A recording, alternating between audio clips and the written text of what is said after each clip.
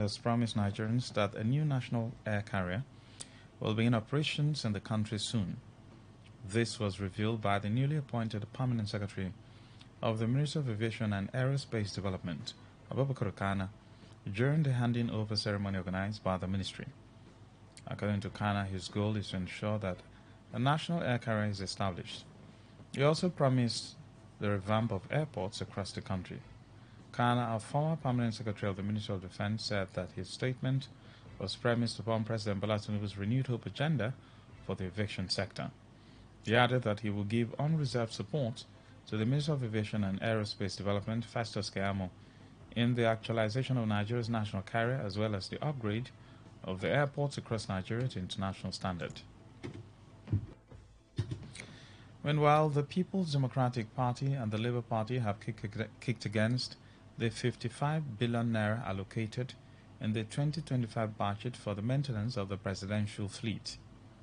This is contained in the 2025 appropriation bill sent to the National Assembly for approval. If approved by the lawmakers, over 55.5 billion naira will be spent on total overhauling of 3 aircraft engines in the presidential fleet, including fueling, fumigation, air navigation, cleaning, and other maintenance of the presidential fleet. The entire Aviation Ministry's 2025 budget stands at 105,953,496,365 naira. The APC National Publicity Secretary Felix Morka has alleged that he and his family has received death threat over his remarks about Labour Party presidential candidate Peter Obi. Morka claimed that the threats were triggered by Obi's accusation that his remarks during a Sunday interview on the television program constituted a threat to the Labour Party candidate's life. During another appearance on television, the APC spokesman disclosed that he had recorded over 400 threats, including 200 death threats, many of which were described in graphic detail. He denied making any comments that could be interpreted as threatening Obi's life, describing the allegations as baseless. The acting national chairman of the People's Democratic Party, Umaru Damagum, has cautioned social media influencers and bloggers to desist from spreading falsehoods that could undermine the party's unity and stability. Speaking during the conclusion of a 2-day capacity building workshop on media awareness and political peace for social media handlers in Birnin Kebbi, Damagum emphasized that the PDP is stronger than any individual and resilient against internal conflict or attempt at destabilization. Represented by his senior special assistant on media and communications, Yusuf Dingwadi, Damagum urged participants to focus on promoting the party's policies and vision while fostering discipline and unity. He condemned those leveraging internal disagreement to create division, noting that such actions threatens the party's foundational values. Damagum further appealed to party leaders and members to avoid character assassination and actions detrimental to the party's image. Former Rivers State Governor, now Minister of the Federal Capital Territory, Nyesom Wike, has faced backlash after celebrating his son's recent graduation from a foreign institution. A Port Harcourt-based youth activist, Charles Jaja, reacting to Wike's post on his ex-formerly Twitter handle, labeled the celebration hypocritical. Jaja accused Wike of sending his own son abroad for education while cancelling similar opportunities for Rivers youth during his administration. Jaja alleged that Wike returned students sent abroad by the administration of former Governor Rotimi Amechi, despite the program being funded by the government. He questioned why Wike would prioritize his son's foreign education while denying others the same chance. But former Governor Wike pulled out all Rivers children sent abroad to study at various foreign universities by Rotimi Amechi's administration, claiming that Amechi only wasted Rivers money in sending those children abroad to study courses that could have been offered here in Nigeria. Today he's on his handle celebrating the graduation of his own son in a prestigious university in UK. Isn't this hypocritical and of a double standard in all ramifications? And why didn't he allow his own son to study law here in RSU or in any other university in Nigeria? It is a complete injustice on his own part to have deprived these children from benefiting from what they said has to offer them by returning them back to Nigeria. I certainly believe that the cry of these children has risen to God as a memorial, and that God will certainly avenge their cries for them, because what was done to them was complete evil. You're listening to the World News on Today95.1 FM, Voice of the People. We'll be right back after the short break. City Local Government Chairman Ezebuon Ichemati has banned the operation of gas decanting centers in residential areas in the LGA. The mayor of Port Harcourt, in a telephone interview with Today FM, expressed concern for the victims of the gas explosion. He maintained his stance in ensuring a safer environment for residents in the LGA and assured that he would convene a town hall meeting to sensitize the people of Falga. We in Port Harcourt City local government were looking that to see that those people who are opening such illegal sites among residents were carrying out measures to see that they will be closed, and the ones that are trying to open such would desist.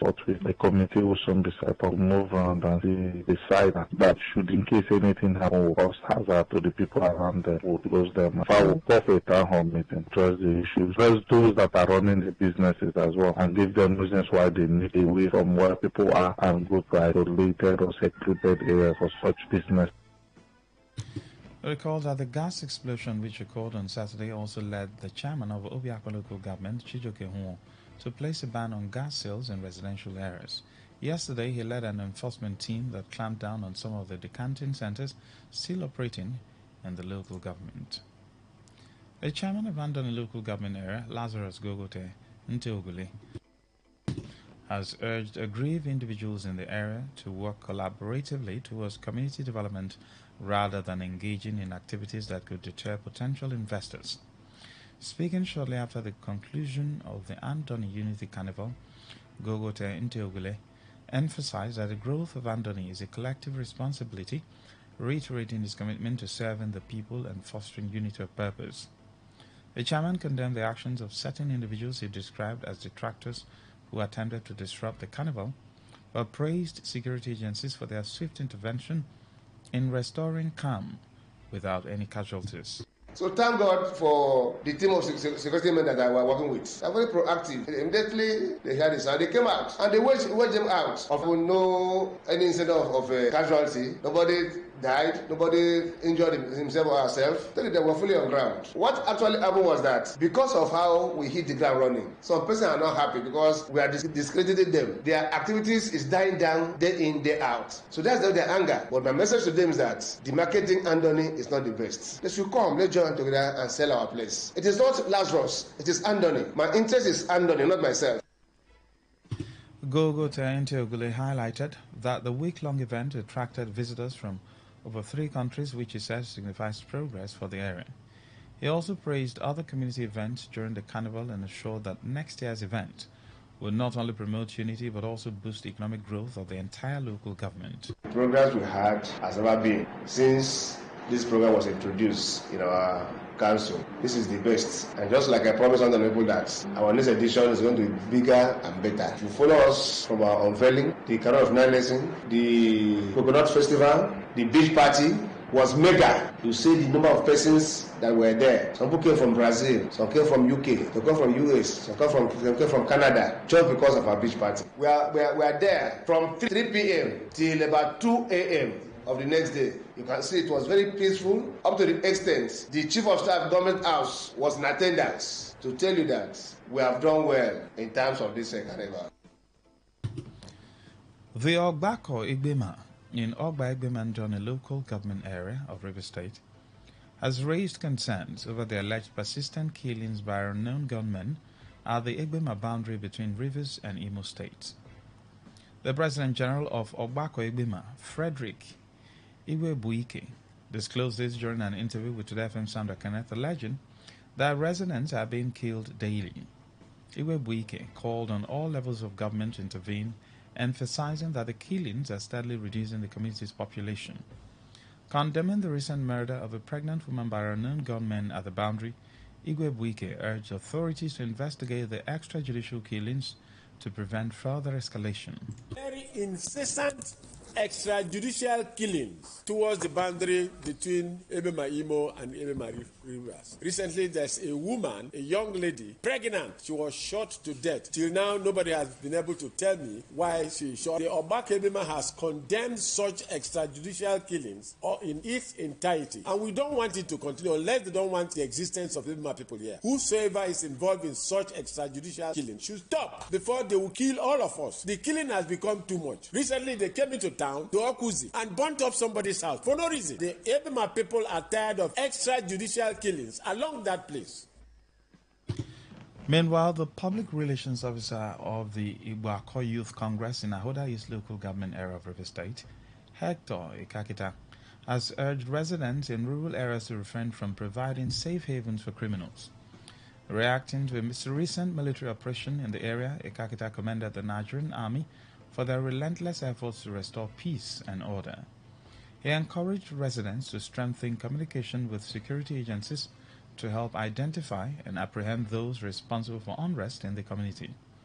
Ikakita emphasized that development cannot thrive in a crime-ridden environment and noted that the fight against criminality is a collective responsibility, not solely the duty of security agencies. And I really commend the effort of the youth who gave a successful information to make sure they achieve their goal. But I want to tell the general public that security is not a one-man business, but it is everybody's business. You hide a criminal in your community and you hide a criminal in your locality, it will affect you. It will not only affect that particular community, but that whole zone. Because if we cleanse our environment free from crime, you will have a peaceful sleep. You will also have a good environment for business and other relevant development to come in. So I'm urging the general public to work with the security agencies to make sure they bring good information.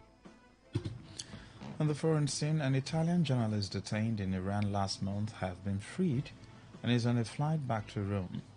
29 years Cecilia Sala was arrested on 19 December, 3 days after an Iranian engineer was detained by Italian authorities in Milan on suspicion of supplying drone technology that led to the death of U.S. soldiers. Reports said she had been held in solitary confinement in Tehran's notorious Evin prison. It is unclear what led to Sala's release. However, the news was broken by Prime Minister Giorgia Meloni's officials, who cited intense work through diplomatic and intelligence channels. Elsewhere, U.S. President-elect Donald Trump has reiterated his desire for the U.S. to acquire Greenland and the Panama Canal, calling both critical to American national security. Trump stated that he could not assure if he would rule out using military or economic force in order to take over the autonomous Danish territory or the canal. Both Denmark and Panama have rejected any suggestion that they will give up territory. Trump also vowed to use economic force when asked if he would attempt to annex Canada and call their shared border an artificially drawn line. The boundary is the world's longest between two countries, and it was established in treaties dating back to the founding of the U.S. in the late 17th century. The president-elect said the U.S. spends billions of dollars protecting Canada, and he criticized imports of Canadian cars, lumber, and dairy products. To end the news, as a summary of the major stories. We told you that the federal government has assured that a new national air carrier will commence operation soon. The acting national chairman of the PDP, Umaru Damagum, has appealed to party leaders to avoid actions detrimental to the party's image. You heard that the Minister of the FCT, Yeson Wike, has faced criticism over his son's graduation celebration abroad. On the foreign scene, we told you that an Italian journalist detained in Iran last month has been freed. Ifunanya Obeme Ndukoye edited the news. For comment and inquiries, please call 0818-389-2850. Send your emails to news@todayfmlive.com. Read our stories on todayfmlive.com. Good evening. I am Lucky Maxwell. Today's news, today's entertainment, today's sports, today's issues. Today on Today95.1 FM, Port Harcourt.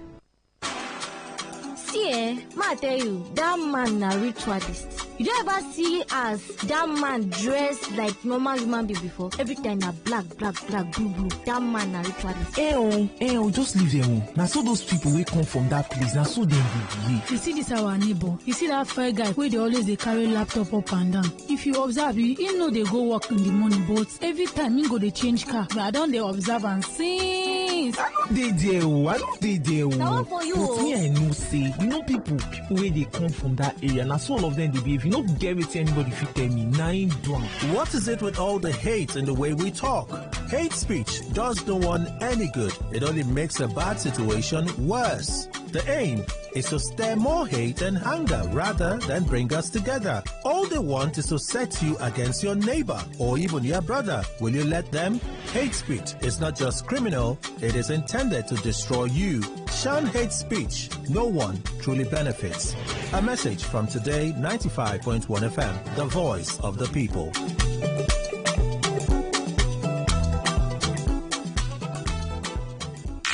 Unleash the power of the airwaves with the ultimate radio experience. Tune in to Today 95.1 FM, the voice of the people. Don't just listen, immerse yourself. That is 100% true.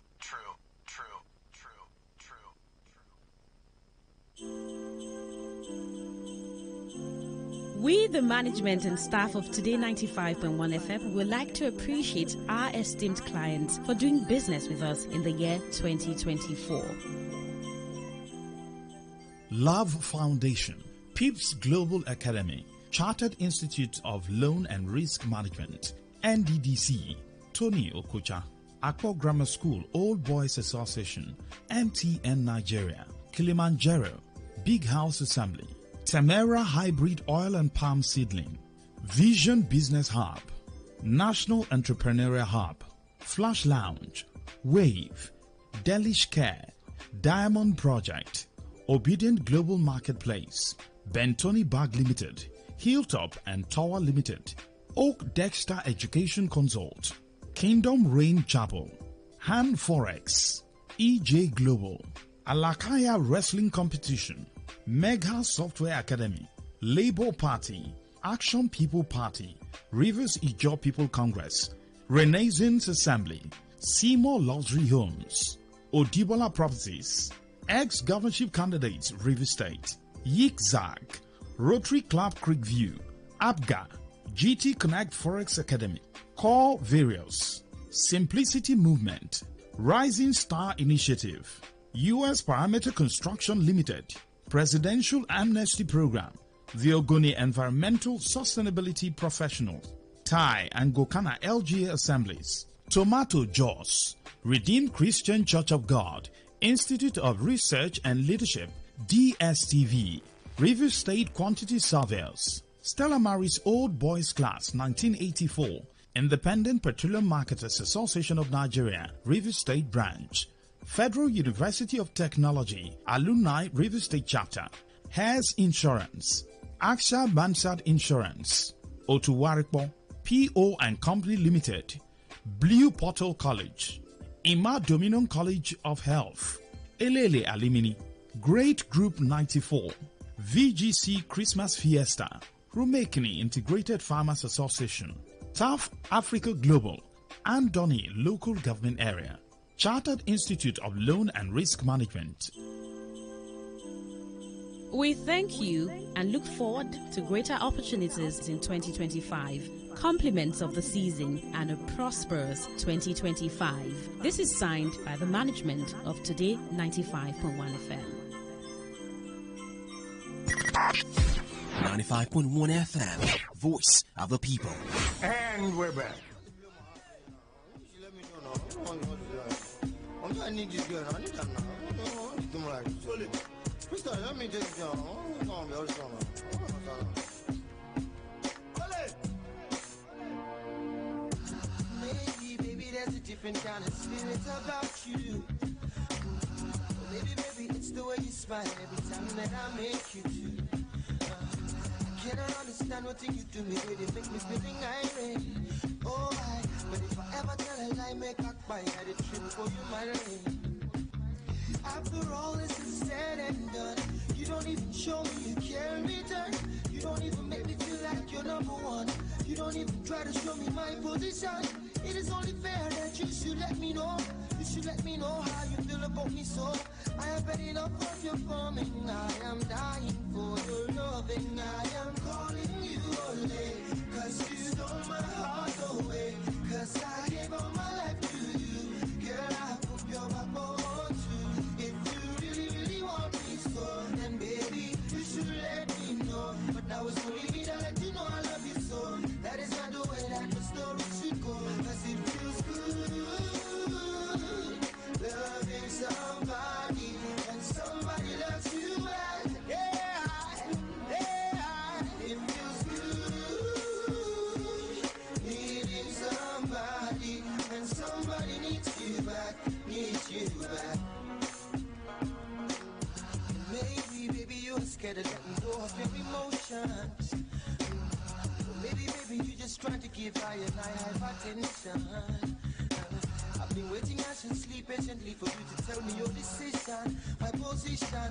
But I got this funny feeling like say that my heart is in detention.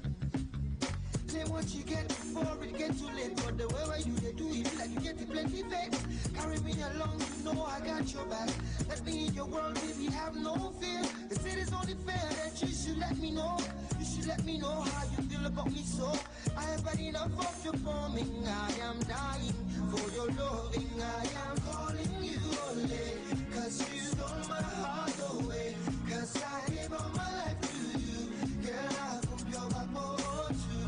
If you really, really want me so, then baby, you should let me know. But now it's only me that let you know I love you so. That is not the way that the story should go. Cause it feels good loving somebody and somebody loves you back. It feels good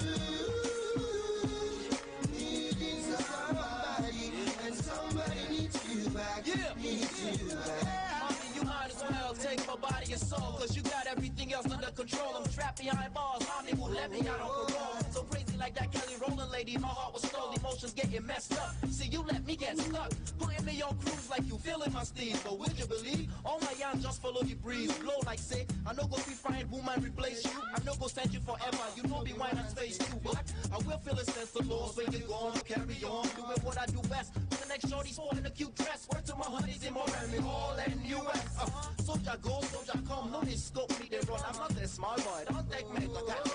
I know you're feeling interesting, really, so stop acting silly and cut the crap. You on my heart, girl, I want it back. After all this is said and done, you don't even show me you care in return. You don't even make me feel like you're number one. You don't even try to show me my position.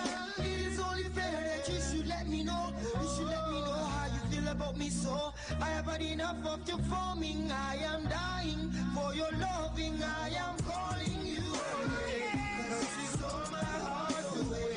Cause I gave all my life to you. Yeah, I hope you're back home too. If you really want me so, then baby, you should let me know. But now it's only me that you know I love you so. That is not the way that the story should go. Yeah, loving somebody, somebody loves you back.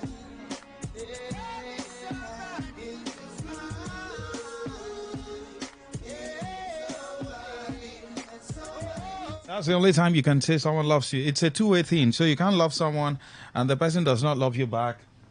Okay? And they say, no, love is a two-way thing. You understand what I'm saying? So if you're busy loving someone and they are not loving you back, my brother, you need to check yourself. You understand what I mean? So be careful so that tomorrow you not say, like someone said, if you are training a woman, listen, for those of you who come now and say, women are this, women are that. If you're training a woman, just know that you're doing charity work. Don't go and train a woman because you want to marry her at the end of the day. She might not marry you. Be careful. We have seen a lot. We have heard a lot of stories. So be very careful. If you want to train a woman in school, now scholarship, don't go and be training a woman because you have interest that you will marry her someday. She might not marry you. I don't know if you understand. She's now in the university, level 100, level 200. You are selling spare part at Ikoku. And then she's seeing fine boys who don't have grease over their body. And then you want her to finish and come and marry you. Mbano. Be very, very careful.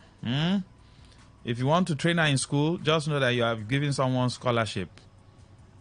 You get what I'm saying? Marry your size. Marry someone who understands you, who loves you for, who loves you the way you are. Whether you're a mechanic, bricklayer, marry someone who will love that your bricklayer work, who will love your mechanic. Don't go and be putting, I want to marry medical doctor.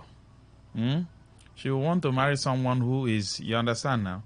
And then if you're a lady also, if you're training a guy in school, except you are married first, before you started training him. If you're not married, you have a scholarship that you're doing, NGO. So just remove your mind that he will marry. If he marries you at the end of it, some works. So yes, there are some that works. There are some ladies who, when you're done training them, they'll still marry. But there are some guys also. You train them in school and they'll say, no, this is the lady I want. That's a different case. But if you're training someone, so you won't be heartbroken at the end of the day. You know what it means to invest? That's an investment, though. If you're doing it, remove your mind that you're going to marry the person at the end of the day. So you will know that it is God that will bless you. It's better you get the blessing. Because if you put your heart there and then the person disappoints, you'll be heartbroken. It will affect every area of your life. So be very, very careful.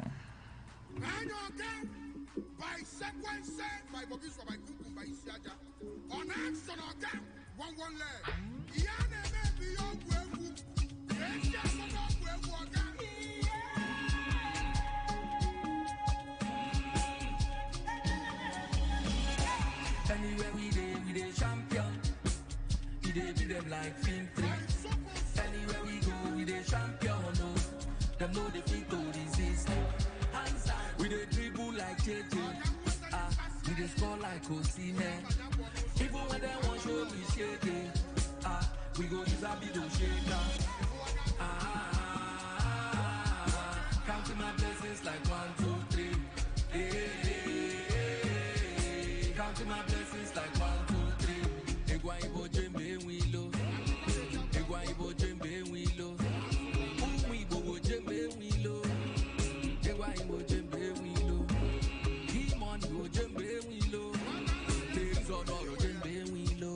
Mastercraft ibo jembe wilo. Batman case ibo jembe wilo.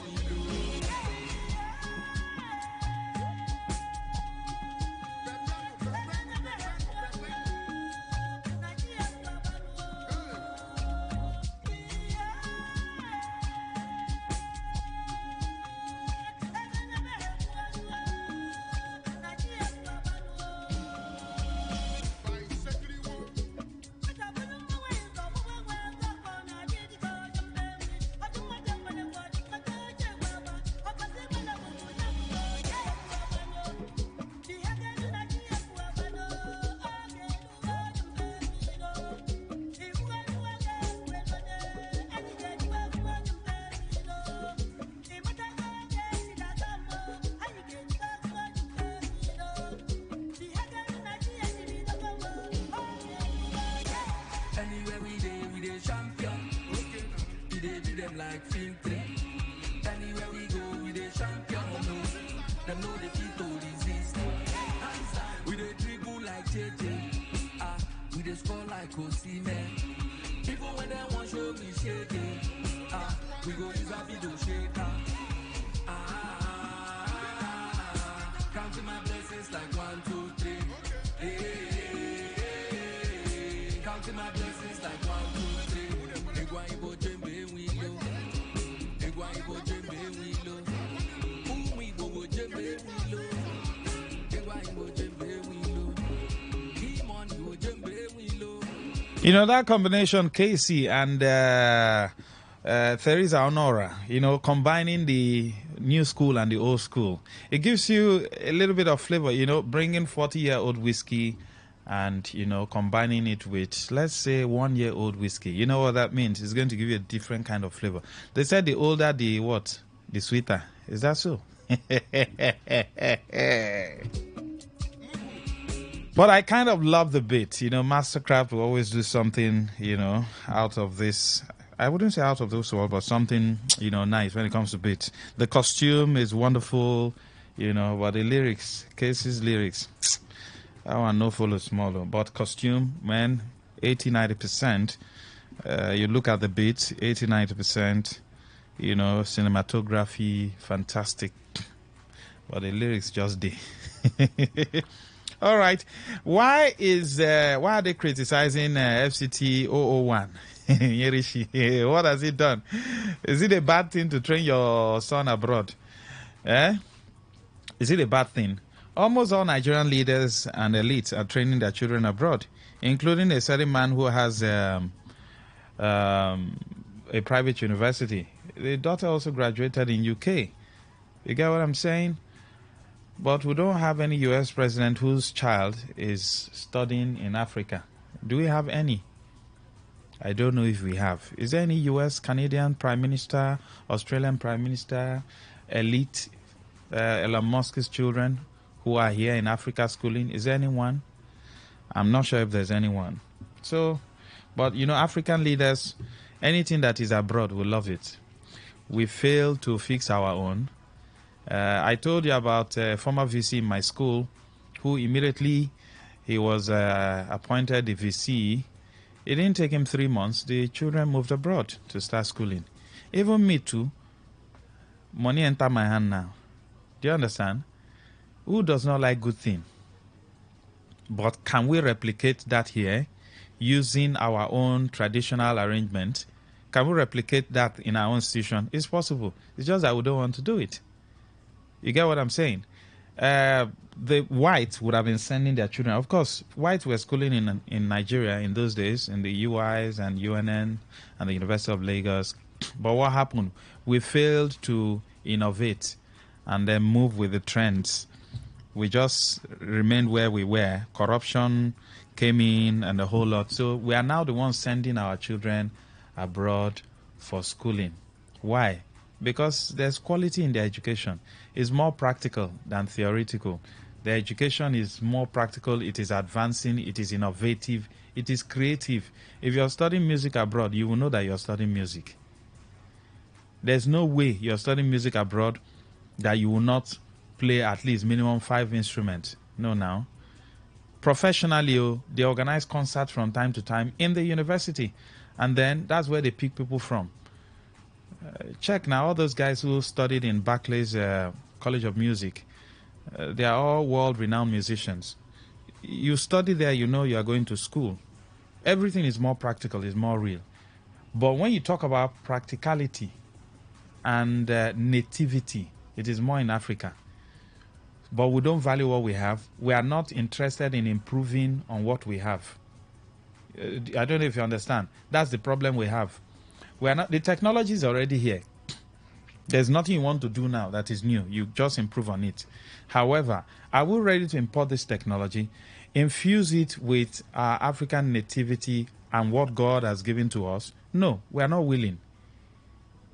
So we would have even been at the top. You get what I'm saying? Because over there, they don't have the kind of environment we have here. God has endowed us with natural environment that would have enhanced our educational system, but we just don't want to do it. It's not that anybody is hindering us. When people say, oh, the British are a problem, I say it's a lie. It is not the British. You can't be blaming another man because your family is in disarray. Oga, fix your home. Don't be blaming someone else. So why are they blaming the FCT minister? Were you expecting the FCT minister to train his child in UST? Even though monies, hostels were built, they pumped in small money into UST. That's RSU. Now RSU. I'm used to UST. All this name change stuff. Were you expecting him to send his son there? No. He won't send his son there, one, for security reasons. They are scared that they have impoverished the system, so the system might bounce back. That's why they go about with security everywhere. Security-wise, he wouldn't want to put his child there, including other governors, including the one who, even the governor we have now. You think Simfora will send his child to Uniport or RSU? It's a lie. Even the PAMO, he won't send his child there. Bet me now. More bet money. I'll chop your money. Buhari children, were they not all schooling abroad? Stay there. Even the commissioners in the cabinet now, they will send their children abroad. I can bet my money on that one. Even the local government chairmen, except their children are still small, nursery and primary, they will keep them here.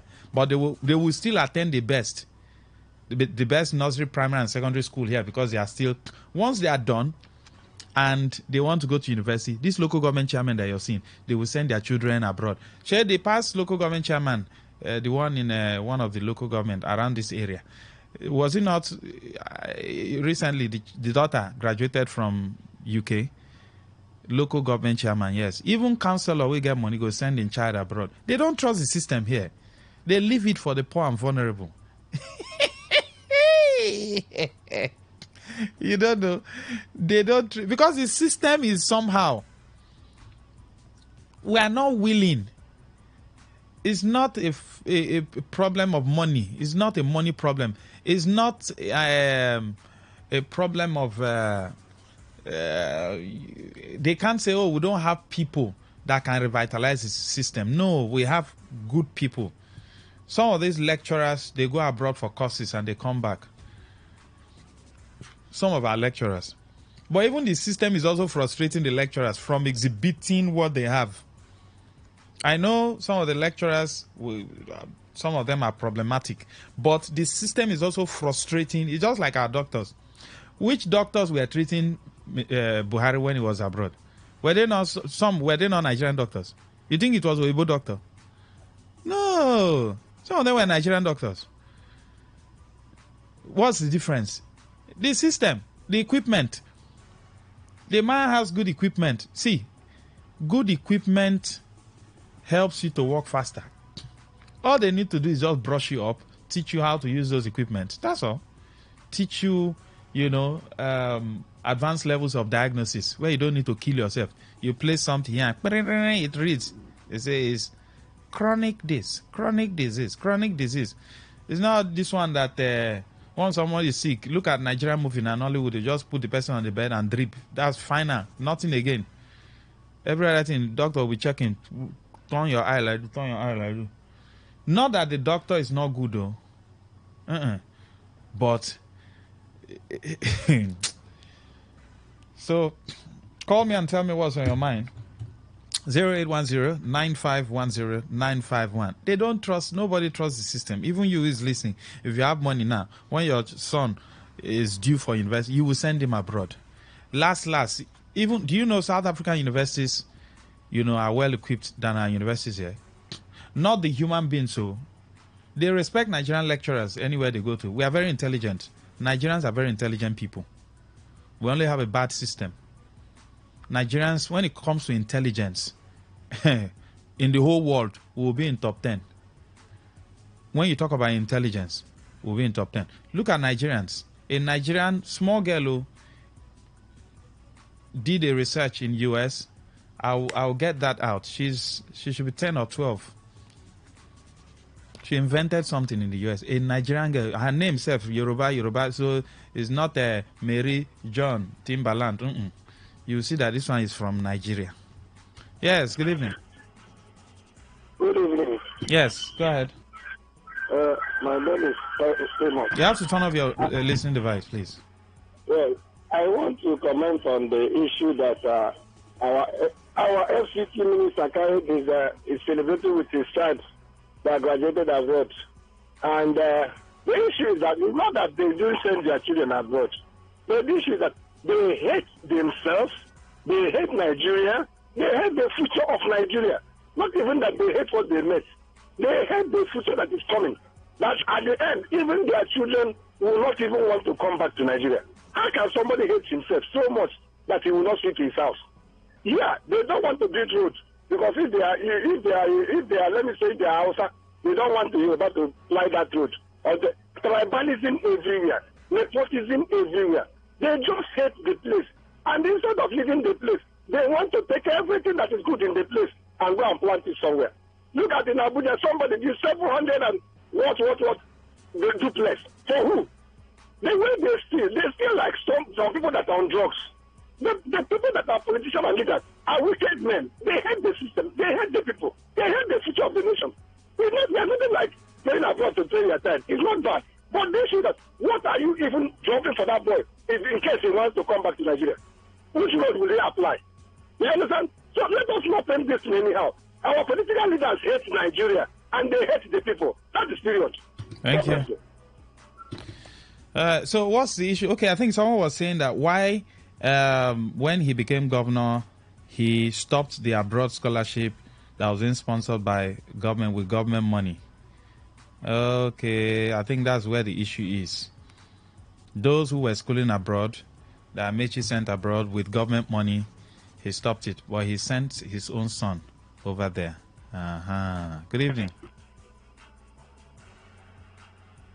Hello. Yes, please. Go ahead. Go ahead. Hello. Hello, Master. Yes, go ahead, sir. Oh. Yes, good evening. Hello. Yes, go ahead. What Governor Wike did is very wrong. Hello. Hello. Yes, go ahead. Go ahead. We're listening. I said what Governor Wike did is very wrong. Former governor, you mean? FCT minister? Yes, he's very. Why? What is wrong there? Students that the former governor Amechi sent to scholarship. It's not his own money, it's River State money. All right, thank you very much. Yes, go ahead. Good evening. Yes, Regina, go ahead. Yeah, thank you very much. Mr. Masua, you know that we have discussed the issue of former Governor Wike on several occasions here when he was the governor of River State, especially when it comes to the issue of education. From the university level down to primary to secondary level, former Governor Wike decided to kill these institutions. He killed them. Taking from the Amechi model schools, model primary schools, you can see the state of those schools up to today. You can see the state of the secondary schools up to today. Then he decided to withdraw, to send back the university abroad scholarship beneficiary to River State here. Some of his supporters were clapping hands for him. But at the end of the day, those that were affected... Maybe they were clapping hands because their children were not amongst those. Yes. But what they fail to know, is what impact that it has done to the society, to River State here. And unfortunately, those that were clapping hands for him, their relatives also fell victims of the action of the former governor. You can see it today. Otherwise, why will the former governor send his children to abroad to go and study abroad? That is But this is okay. Anyway, thank you, Reginald. Thank you. You know, the question I want to ask is, all the governors send their children abroad. All the commissioners send their children abroad. Local government chairmen send their children abroad. Local government chairmen who fail to renovate common primary schools send their children abroad also. So are they not also part of the whole thing? Don't they kill education in their own domain, yet they send their children abroad? The money they receive, even including now that local government chairmen are getting 2 billion, 3 billion. Check your LGA. Have they renovated those primary schools? Because 8 p.m. now, you will call me and you will not allow me to rest. Our school is this, our school. The local government chairman that you are clapping hands for, the problem is not even with these guys. The problem is with you.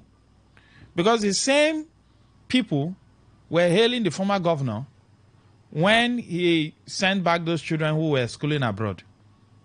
When he was not building schools and equipping our schools properly, people were saying, Mr. Project, Mr. Project, Mr. Project. Just like people are now calling Moses and Elijah on this governor. Instead of facing the real issues. Don't we have local government chairmen who fail to renovate primary schools, yet their children are schooling abroad? Or you don't know them? Your own LJ chairman. Am I lying? Good evening. Yes, go ahead. Good evening. Hello, good evening, Max. Welcome, Doc. Welcome. Go ahead. Yes, Max, Happy New Year. I think so. We've not heard. Yes, I wish you same. You are owing me. I know. So I am obviously owing you. Maxwell, well, we don't just give drip and start looking sideways. We'll also do investigations. but that's by the way. Like you said, Nigerian doctors are properly trained, and then Nigerian doctors are properly trained with a very high clinical acumen.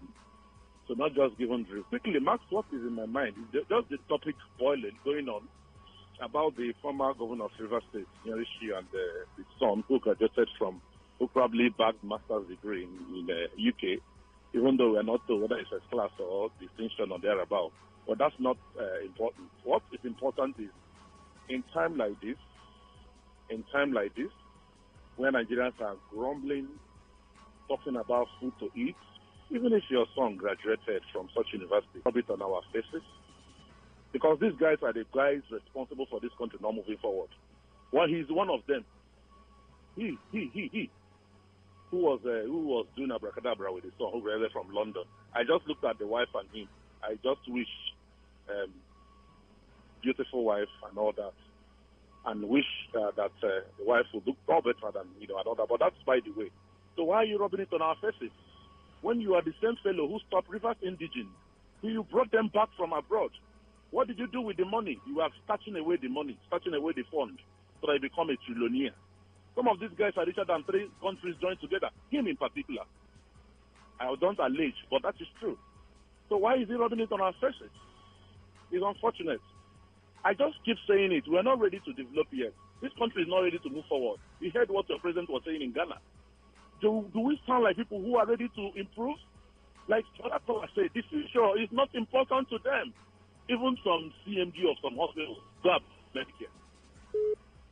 Come on, direct hospital.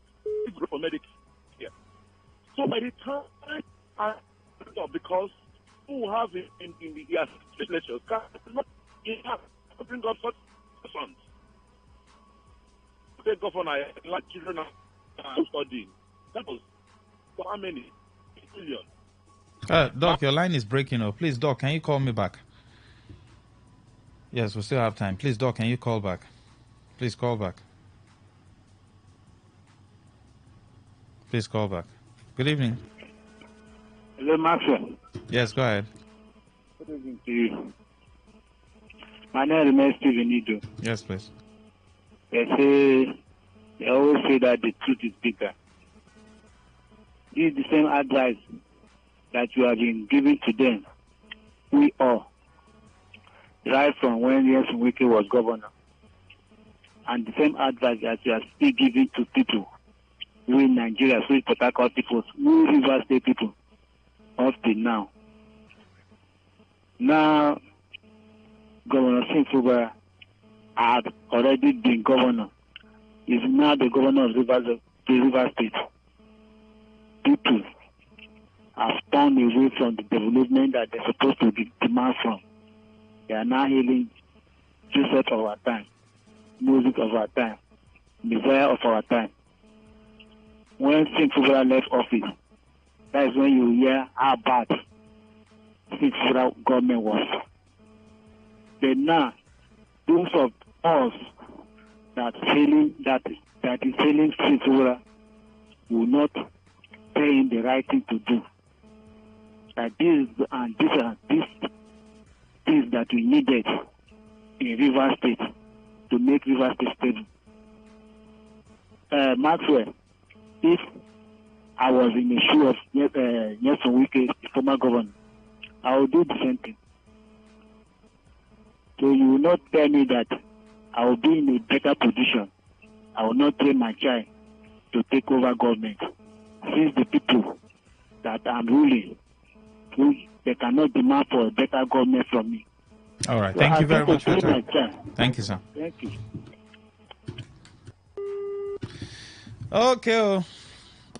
If you have money, send your child abroad. Though.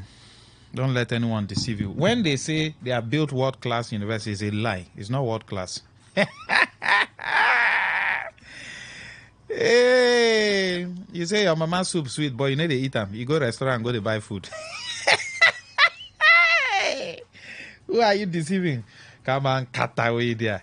You say your mama's soup sweet, yet you are going to restaurant to buy food. Eat your mama food now. Say a governor said he built world-class hospital in his state, but he had a headache. He flew abroad.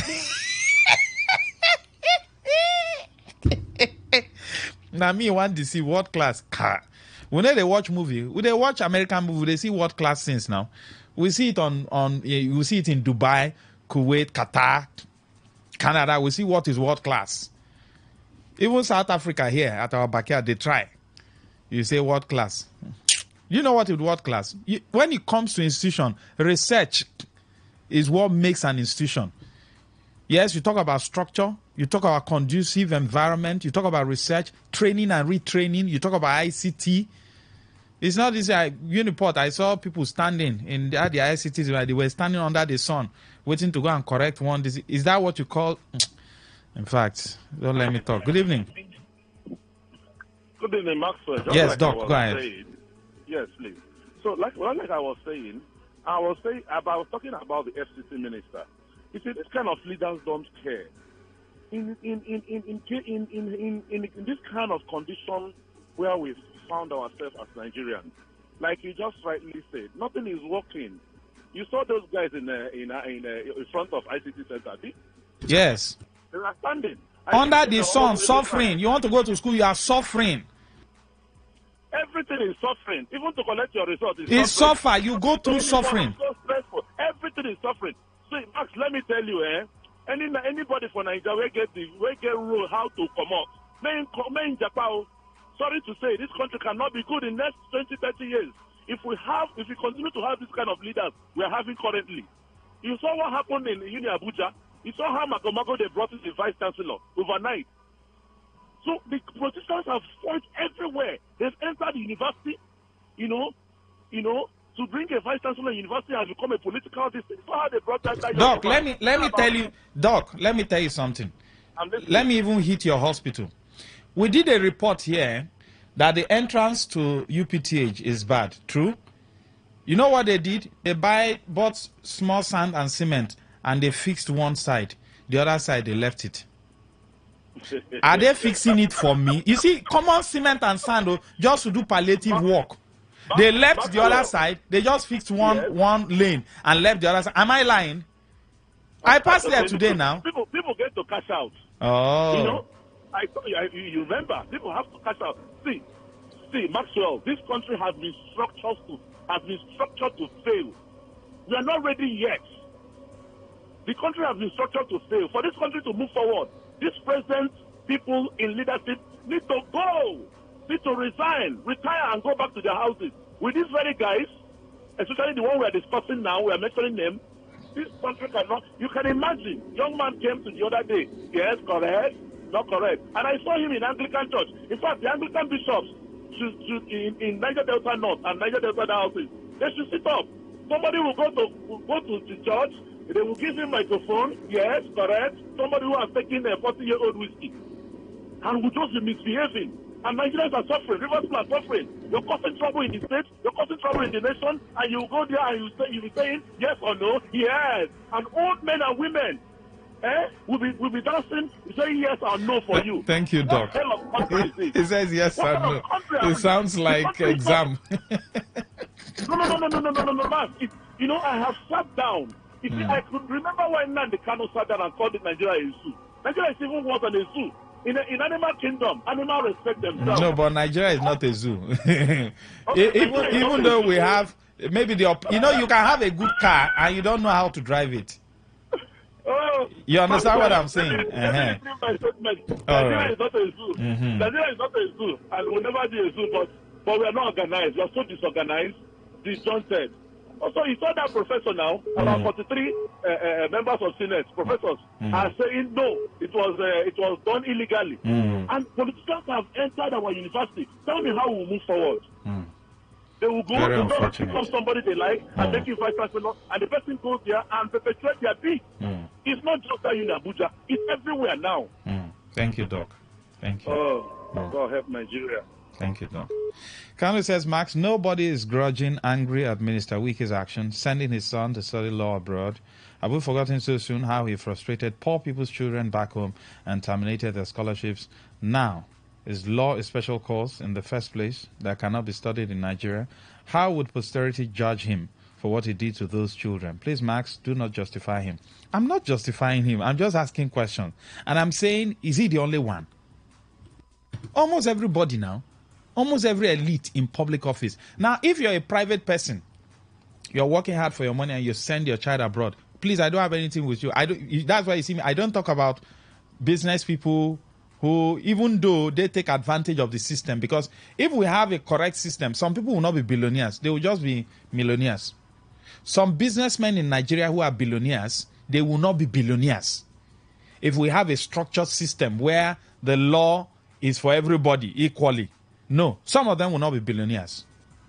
Some of them will just be millionaires. Some of the bank MDs you're seeing who are doing party up and down, you know some of them I'm talking about, they will not be as rich as they are just by merely keeping people's money. No. Good evening, Mr. Max. I have been thinking what Odumeje said on being educated illiterate. Just look at APC National Secretary threatening someone on national TV and still contradicting himself and trying to deny it. Where do we classify such fellow? Mr. Dennis, thank you very much. All right, that's what you can take on this particular segment of the show. But I'm not justifying Wike sending his son abroad. I'm only saying that, of course, you know, none of them are my friends. And none of them are my enemies either. Okay? What I'm saying is, public office holders within their domain, including, and I gave an instance, the current local government chairman now that you are saying, because they give you one transformer, you say they are doing well. How many primary schools that is enshrined in the constitution that they must renovate? How many primary schools have they renovated? Answer me, you, that is saying, there's light everywhere. Our chairman is God sent. Our chairman is Omega and Alpha. You can buy. And where I'm staying, a private individual bought one big transformer, close to 7-8 million. Someone who is working hard for his money, you know. Community saying, hey, he will do this, he will do that. He could carry the transformer, go drop. Carry small one, put it inside in compound. Do them all. So, primary healthcare center does not have common transformer. And you are hailing the person. It's tomorrow when he leaves office, you start talking. Is it the problem? Okay, it's now. Governor Wike is now evil. I mean, FCT minister. When he was governor, he was Mr. Project. Okay, now, Simfura is Joseph, is Moses. No, let's leave sentiment.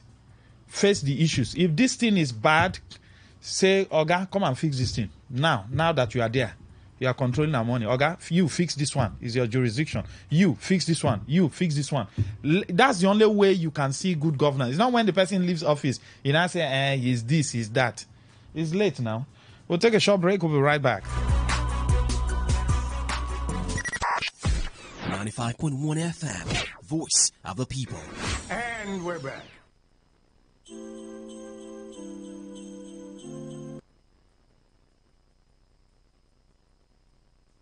Don't get it mixed up. You are listening to Today 95.1 FM, your premium talk, news, and sports station in Port Harcourt. We are the voice of the people. Unleash the power of the airwaves with the ultimate radio experience. Tune in to Today 95.1 FM, the voice of the people. Don't just listen, immerse yourself. That is 100% true.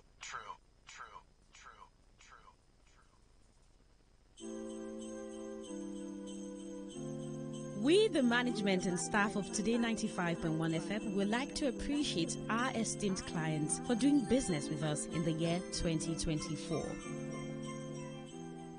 Movement for the Survival of Ogoni People, MOSOP, Trade Profit International, Ikwere Muslim, Dominion City Church, The People of Rumunduru, Destiny Prayer Network DPN, Nigerian Content Development and Monitoring Board NCDMB, Greater Port Harcourt, Thriller Travel, Seed of Christ Golden Church, Aroma Real Estate, Baba Champion Herbs, PDP Ward 4 Elele, GBC Air Freshener, Burden Bearers Ministries Incorporated, Global Assets, Chijoke Hiwonwo, Swift Trip, Grassroots Development Initiative Falga, The King's Assembly, Greenland Natural Medicine, Throne of Grace Bible Church, Worldwide Limited, OJ Hotels, Global Entrepreneur, G Factor Foundation, Honorable Gift Walu, Sabaplus, Today's Leaders International,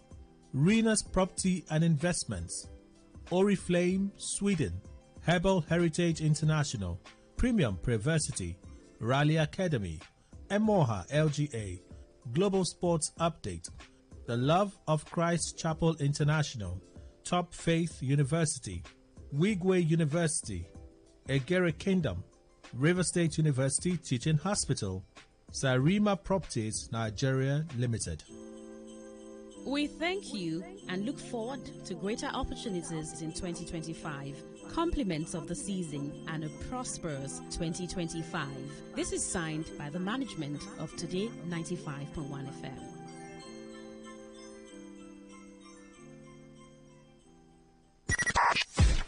.1 FM, voice of the people. And we're back.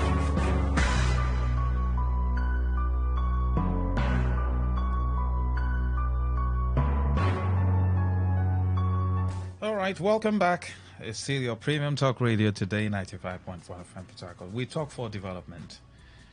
We'll keep on talking. Please, UPTH authorities, go and pour cement on the other side of the road, this entrance here. Go and pour cement there. It didn't take much now. The other one, I saw 3 or 4 bags of cement. Go and you have been able to do that palliative work on one lane. Go do the other lane now. Complete it. Anything worth doing is worth doing well. It is shameful that common cement and sand you cannot buy and patch that place. Now wow. I be make I can't do am for now. When I do am, I go put my name there. I'll put my, if anybody remove it, I'll quarrel with the person. I should buy cement. How much will it take now? 3 bags, 4 bags of cement. You buy small sand. You call these guys. They will come and patch the thing so that it will be smooth. That area is a little bit manageable. This other one is still pokro. Huh? Now what for now? And when person do report and I will walk. As if they are doing it for me. Is it all your staff that used to go through that place and your patients? Amigo can't do it for now. Then, in case you don't know, most of the calls we receive from 8 p.m. are all about dilapidated primary healthcare centers and primary school mostly. Yes, there are roads also. Dilapidated primary healthcare centers. And so the question I want to ask, with the kind of money our LJ chairman now receive, how much will it take to rehabilitate those primary healthcare centers, buy scanning machine, thermometer, and all those smaller scales and all those things? Let's now put pressure on the governor to employ doctors, because If you have health centers in your place and they are dilapidated, primary schools and they are dilapidated, and you spend 500 million in resuscitating them, I don't think it is bad. Out of the 3 billion we received in a month, 500 million naira will be okay now to renovate them, take off the roof, put new roof, repaint it, change the ceiling, and then put AC, put solar.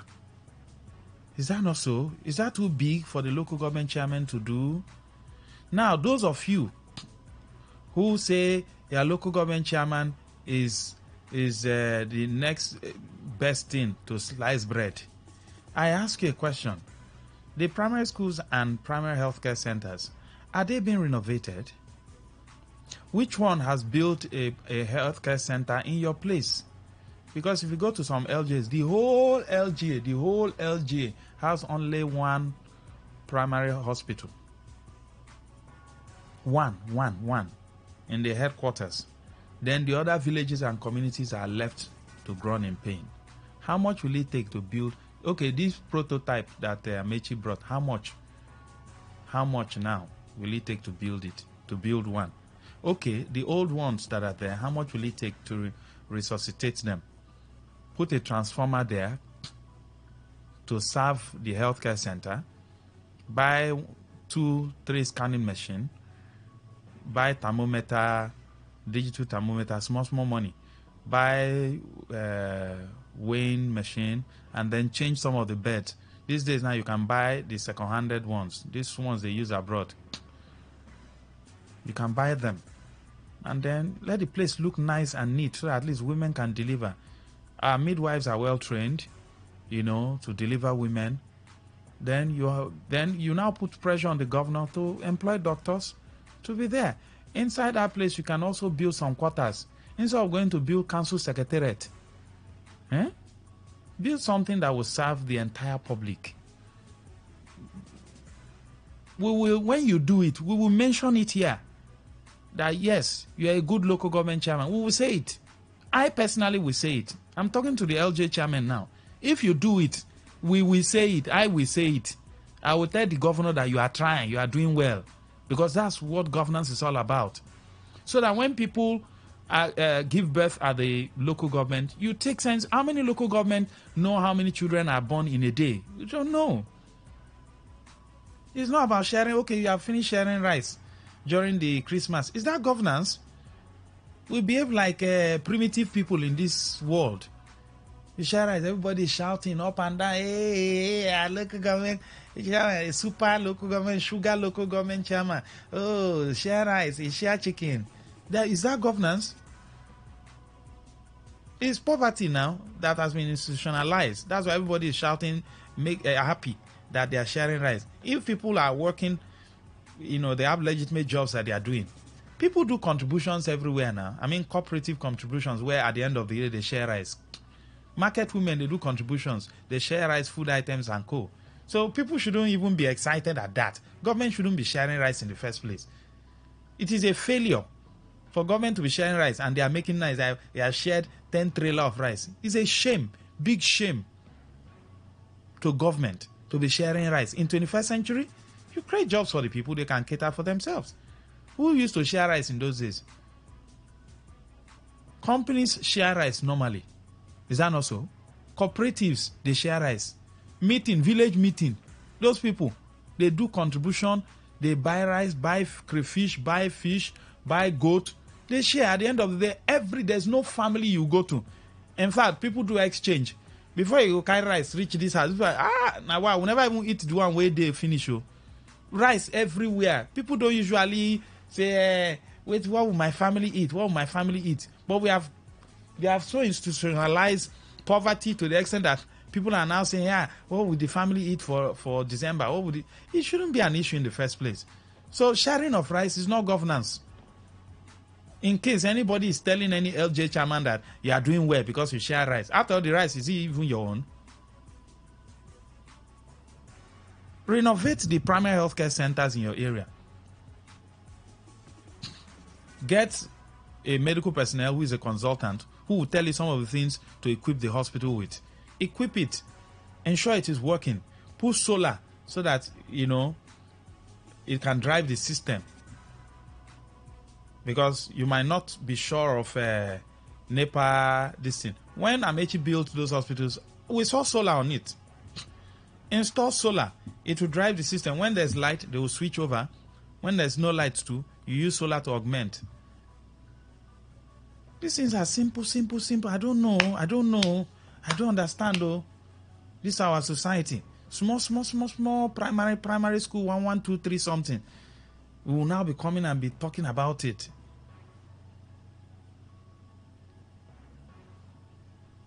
The local government chairmen are receiving good money now. In B figures, billions. 1 point something, 2 point something, 3 point something, 4 billion. That's good money. Oh. Wage bill, 150, 200 million at most. I won't be shocked. These local government chairmen now, you see them now. By 2027, you see them, they want to contest primary election to be governor. Some of them will be piling up money now to contest against Governor Fubara. That's where you now see political maneuvering. You go see, and now I talk, and mark the date now. You go see some of them now. They are piling up money, stockpiling, ambition. The small one where they give you never do well. You get ambition. Nigeria get wahala. All right, let's go into our main topic of discourse. Well, it's not their fault though. It's your fault, you people, because they give one transformer. You say, oh, they have electrified the whole world. The person said, let there be light, and there was light in the whole local government. So does it stop there? Come on, move forward, challenge yourself, do more things. Is that not so? Do more things. What about housing for your local government workers? Have you paid minimum wage? I heard the other day, I don't know how true it is, someone called in and said their local government, the whatever governor gave, bonus or whatever, that someone said you must come for prayer. If you don't come for prayer, you will not get your money. So if the person is worshiping juju, what has prayer got to do with people's money? That's if it's true. I don't know how true it is. But during eyewitness report, I challenge those workers who did not receive their own. If you get mine, call in. Because most times, workers will just stay and be murmuring. They will not talk. They will be scared. I wonder how 500, 1,000, 2,000 people will be scared of one man. When they know that governor wants, when it comes to civil servants, at least he has special love for them. Yes, the governor has special love for civil servants. So if you talk, the governor will act. But you will keep quiet and be murmuring. You are scared of one man. Hey, sit down there now. I'm going to talk on your behalf. So, if you don't pressure your local government chairman now to do things that I have taught you over and over, if you're a good student, I have taught you enough about local government administration on this platform. We don't just talk nonsense here. I have taught you enough to know what is enshrined in the Constitution, the 4th schedule, as prescribed, black and white, what your local government chairman should do. So if you celebrate rice, something is wrong with you. If you have listened to me and I have taught you what your local government chairman ordinarily should do, and then they shared 10 kg of rice for you and gave you chicken or goat that they caught, and then you celebrate that that's good governance, I don't know what they want to teach you again. If you cannot look at the things within your area that I have taught you that your local government is supposed to attend to, and they are not attending to it. Beth, do you know that when you talk about census, it's from the ward level down to the local government level. Every local government chairman is supposed to have at his palm how many children between age this and this, how many teenagers between age this and this. That's where they collate. What's the essence of local government identification letter? What's the essence of this thing? When a child is born, what's the essence of primary healthcare center? It is when a child is born, you do registration immediately. Through there, you can now do head count of how many children were born in a day. And then you start planning for those children. It is rocket science in Nigeria. Yes, rocket science. Governance in Nigeria at the local level, even at the state and national level, is sharing of rice. That's good governance. So you hear politicians, and I don't blame them. No, it is you that I blame, because it is you that is blowing that trumpet. Someone give you rice. You have this thing, rice that they used to share during Salah, Christmas, all manner of celebration is what you are celebrating. Your church, no, they give you rice. Is that what you're celebrating as good governance? Thank God, governor is renovating Rumigbo health, psychiatric people. We should carry some of our youth and go and check if they are okay. For you to be celebrating rice, it means something is wrong somewhere in this 21st century. And you watch American movies. Some of you watch movies better than I do. I'm not a movie, but when I want to watch a movie, I will concentrate. I watch movies that will challenge my intellect. You see all those things, then you come here and celebrate rice. You are not okay. I'm sorry if I offend you, but please forgive me. But we need to grow up and ask for the real things and forget about all this moi moi and akaram bread. You watch movies, you see, even in rural areas in these developed countries, you see how things are organized. You see it. It's not as though you don't see it. Even you don't need to travel. Through movies, you can travel to any country. Through documentaries, you can travel to any country. Most of you have all the channels. What do you watch? Don't you also put it side by side with what's on ground within your local areas? Don't you see local areas in the US, very local area where they do farming and all that, but there's steady electricity. As in steady electricity. The local police is working. Everybody behaves well. Once there's any crime or any fire scene, the appropriate authorities will respond. Why now? Don't you think in your head that those things should be replicated in that your local environment, in Egbeda, in Obakri, in Rumekpe, in Ahoda, in Kpea, in Bomu? Why do you think those things cannot be replicated there? Why do you think you must come to Obiakpo and Port Harcourt before you can see light, or before you can see what life is all about? Do you know that even the local life is very simple and enjoyable, because the green area is very important. You don't inhale all these fumes here. Then when they share rice, you celebrate. We should carry it to Rumigbo. Now, we are doing a follow-up of what we discussed yesterday. We talked about planning the city, which of course should also should integrate into the system where things are supposed to be placed. For instance, you have industrial areas. The same American movies you watch, when you see a filling station, you don't see residential buildings around. No, you don't. Even if there are industrial areas where you see filling stations over there, there are preventive measures. Everything is planned. The agricultural areas, you don't touch it. It's mainly for planting. Here, the next thing is, real estate people will come. They will bulldoze all the cassava, build houses. Then they will say food scarcity. We don't plan. We behave like illiterates in Africa. You know, Odumeje was saying something that, how can you say you are educated and your system is not coordinated? Everything is just yaga, yaga, yaga, yaga, yaga, yaga, and you say you are educated. How can you say you are educated? What is the essence of education? What's the essence of knowledge? Is it not to make life comfortable? Is that not so? God created the Garden of Eden, very comfortable, put all the fruits, programmed everything, and gave it to Adam, brought a woman and gave to him. God is an organized person, and he created you in his own image, but you came.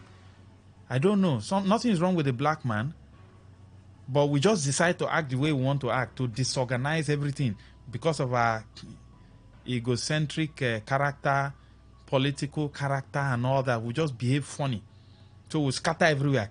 Then we start blaming the system again. Now, the filling stations and gas stations we have over town, all over town, who own them? That's the main topic of discourse. The Obiakpo chairman and the Faga chairman, they said they have banned. They said they have banned. Is that so? The operation of gas decanting centers in residential areas in the LGA. My question now is, the filling stations where you have gas plants, it means you have sealed them or you are going to uproot them. That's the question I'm asking. I want us to be, it's not enough to just say it's a welcome development. It's a welcome development. Calm down before you speak English. The gas centers we have all over town, are you going to uproot them? Or is it just a political statement? 1 or 2 days from the report we have, the chairman went around, some of the centers that failed to do the needful, they clamped down on them. How many centers were clamped down on? That's the question I'm asking you. If we go around town now, is it that all the gas centers, they've all been locked? So where would the people fill gas? I wish you could see my face as I'm talking, as I'm discussing this particular issue. Where will the people fill their gas? If we go along Mboba, does it mean all the gas centers?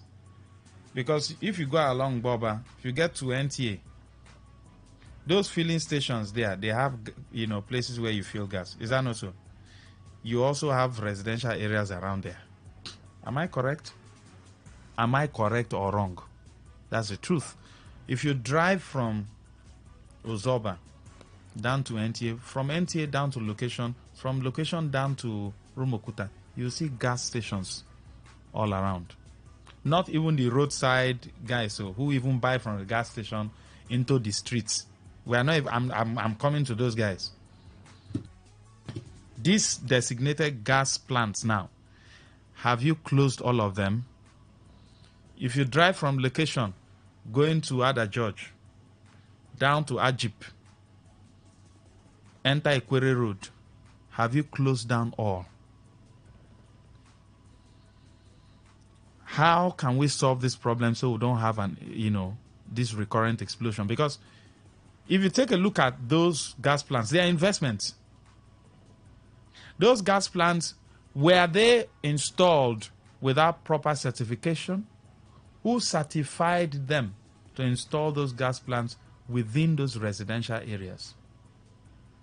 Because, okay, if you drive from, let's be practical now, from Obirikwere Junction, where you have Open University, down to Mboba, all you have is residential areas now.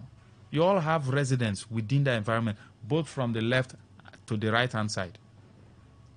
Okay, if you don't have gas plants at all along that line till you get to, let me say, location, those residents around, where would they fill their gas?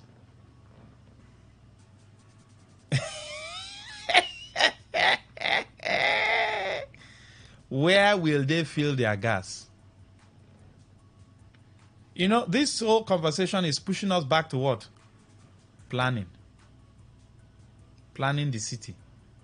Is that understood? Because you must plan the city in such a way that at least if you want to put this flammable kind of business outside a residential area, it must not be too far, because you don't have you also have to consider means of transportation.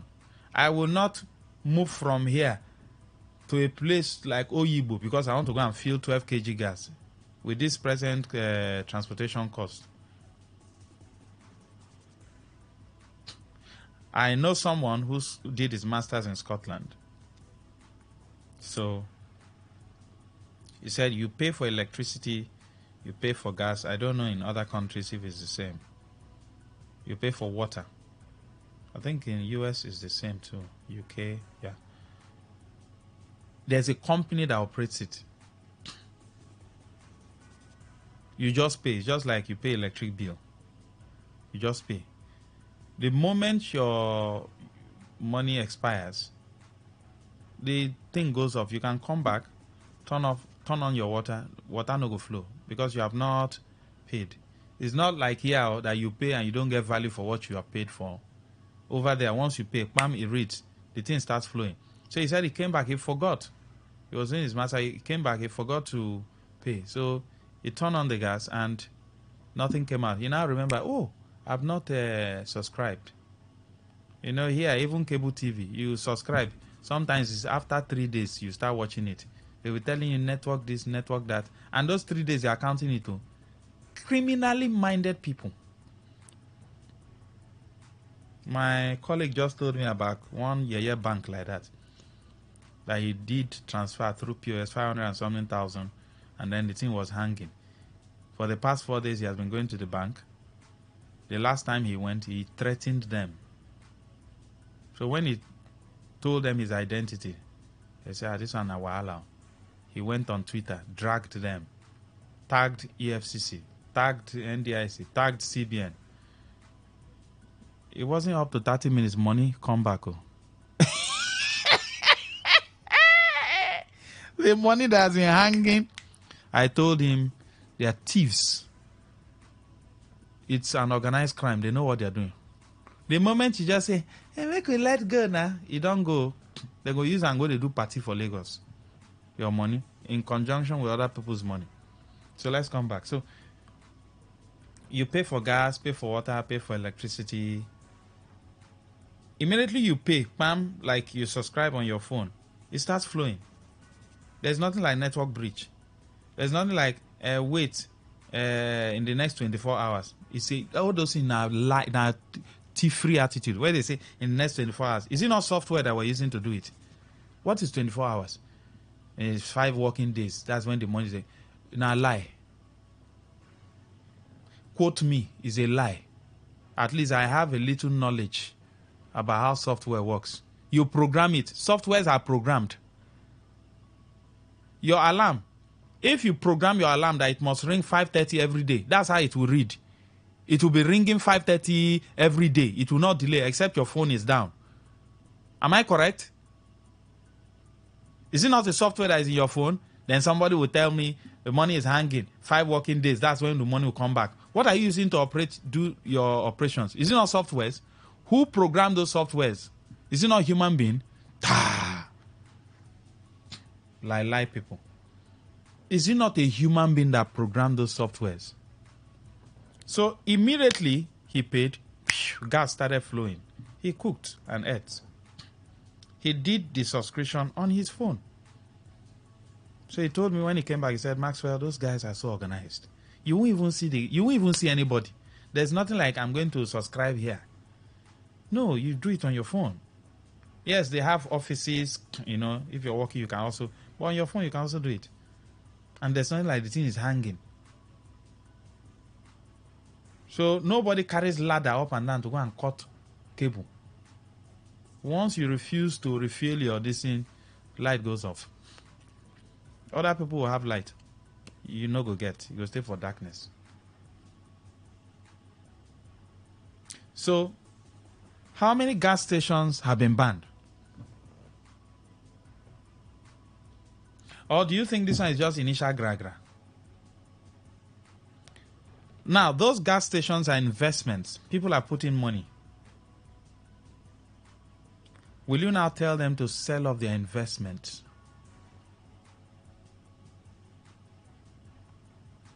If they do, it means, because I'm looking at the whole issue from all ramifications. It means people will be out of job because those gas stations, they have people working there. The man himself, if you tell him to sell off this thing because he installed it in a residential area, where were the authorities when he was installing that gas plant? Did they not do EIA, environmental impact assessment? What is a law governing installation of gas plants? Or is because there's one fire at Orazi, everybody's now coming out, we have banned this, we have banned this. Like just like when was it NAFDAC or there, I said they have banned sachet, alcohol. So they have banned, but it was still everywhere. It's still everywhere till now. People are still selling it. It is everywhere. Go to every shop, you will see them. So, have they really banned the gas plants? What about the refilling, those guys who buy 2, 3, 4 cylinders? You have one on your street. If you don't have one on your street, you have it in the next street. How will they go round? Is it the local government chairman that will now be driving around? So that means he will abandon every other duty to be driving around to check with his enforcement team who is filling and who is not refilling. Is that what a local government chairman will be doing? I'm just asking questions. How are we going to curb this issue? How are we going to, since we have already disorganized our society, because the society is already disorganized. Check, when did they stop planning the city? Once you get to the whole of Ada George and all that, is it planned? I think Ajip is a little bit planned because from Road 1 you can even connect Road 20 something. That's why where you have the Ajip housing estate. But they have disorganized it now. The way it was is not the way it is now. That's the Ajip estate. Once you exceed that environment and you start coming to Ada George, were they planned? Ada George and Co. Were they all planned? Down to Iwofe, going into Rumolumini, Mkpo Village and Co. Then you drive down to Ada George again, going to location, Mboba, Axis. Are they all planned? Rumaholu, Eloparamon, those places, are they planned? To say, okay, this is where we think a gas plant can be installed. Then for the guys who are retail guys, you will give them designated areas that are off, so that if there's any explosion or something, before it will get to a resident, people probably must have. I saw the video of some of the people who were affected. Look at their bodies. I couldn't even watch it. It was graphic in nature. I don't know if those guys are going to recover ever again in their life. Who will pay their hospital bills as we speak? Or is it just enough to just ban?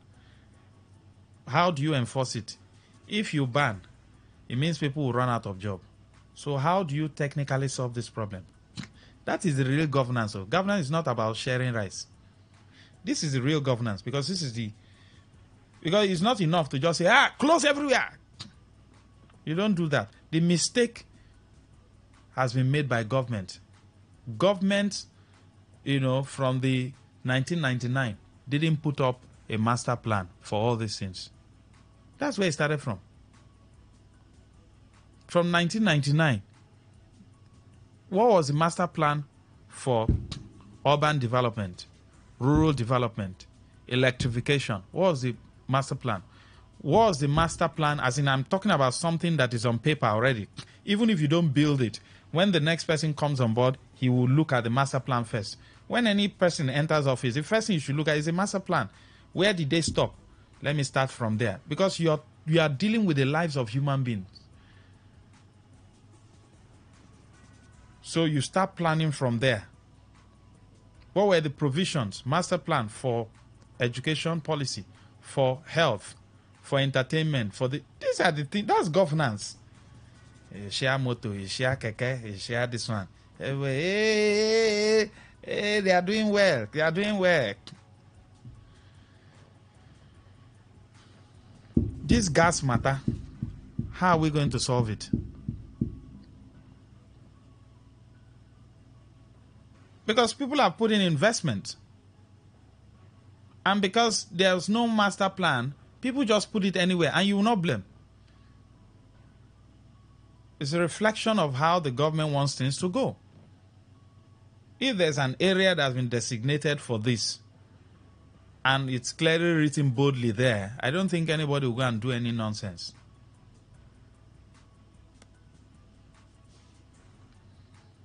How are we going to solve the matter? Is the banning enough? How many gas plants are they going to ban?